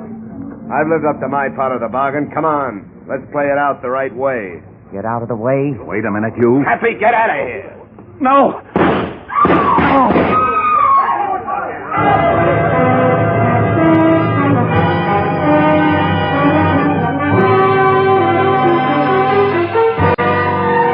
As I said, it should have ended when Mason gave himself up, but it didn't. Snell, Happy Chandler, was apprehended, but the search was on again for Jackie Cleaver. I wish them luck. They can have the job. Expense account item 5, $45.75 miscellaneous. Expense account total, $280. Remarks? Since Mason actually had nothing to do with the Sierra All Risk Insurance Company, I hardly expect you to honor this account. but you should. It should be worth that to learn what goes on behind your back. Yours truly, Johnny Dollar.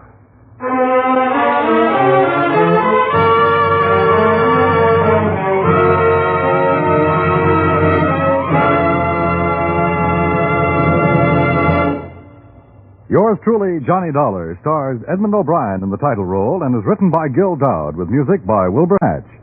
Edmund O'Brien's latest picture is the Paramount Pictures production Warpath.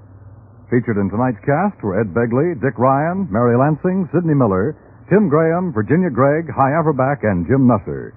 Yours truly, Johnny Dollar, is transcribed in Hollywood by Jaime Del Valle. This is Dan Coverly inviting you to join us next week at this time when Edmund O'Brien will return as... Yours truly, Johnny Dollar.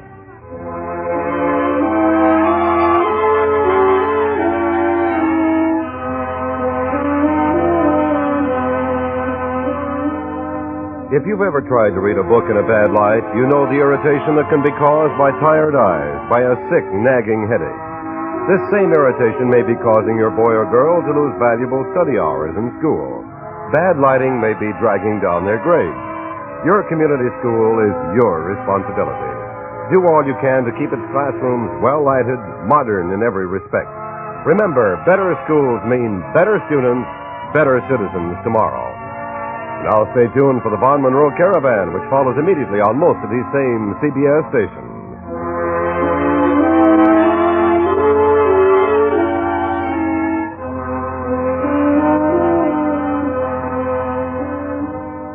Wanted by your American Red Cross immediately, 4,000 emergency blood donors. The recent influenza epidemic severely curtailed the shipment of life-giving blood to wounded GIs. This blood is needed urgently. Become a Red Cross blood donor now. Call your local Red Cross office at once for an appointment.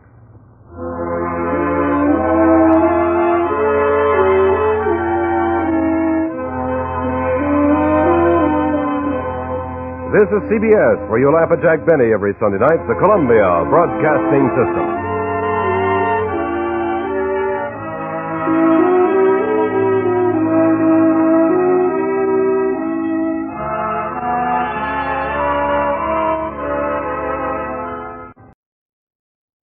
Welcome back. I have to admit that was perhaps the most disappointing ending we've heard yet.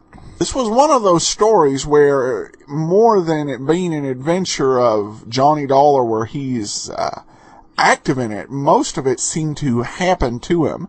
And with the end, the person responsible for the murder is still at large, and I don't really care. Kind of incomplete. And I did check ahead a little bit without finding out the actual end of the story. I do know that next week's episode does not continue the thread, so disappointing lack of curiosity there. We do have a comment on Facebook from Kyler, who writes, I'm a recent arrival from iTunes, and I can only find back to episode 40. I'm looking for more Pat Novak and Johnny Dollar. Any advice? Thanks, and keep up the great show. I love the insights and background info on these great old shows. Well, thanks a lot, Kyler, for your comment. In answer to your question, there are several things I could recommend. For Pat Novak for Hire, we do actually have a separate Great Detectives of Old Time Radio. If you just search for Pat Novak for Hire, Great Detectives of Old Time Radio with Jack Webb's picture by it will come up in addition to our normal show, which has a cover art on it, and that has the Pat Novak episodes. And also, if you go to our website, greatdetectives.net, and you go into the archives, you can find archives for every show we've played. But I will think about whether to make a separate podcast entry for yours truly, Johnny Dollar. Starting out, I had no way to know that iTunes would limit the maximum number of episodes to 301. And for most cases, I don't think that presents much of a problem. You know, if you can see back over 300 episodes, that's more than a year material sitting in the iTunes store. But I can see folks who want to see hear shows that we're doing for a long time, like Johnny Dollar and Let George Do It, that we may want to accommodate. So I will think about that some more, Kyler. And, all of them, if you go to the dollar tab at greatdetectives.net, along the top, there are some tabs. You click on the dollar tab, and you can hear all of the Johnny Dollar episodes we've done, even those that have fallen out of the iTunes store.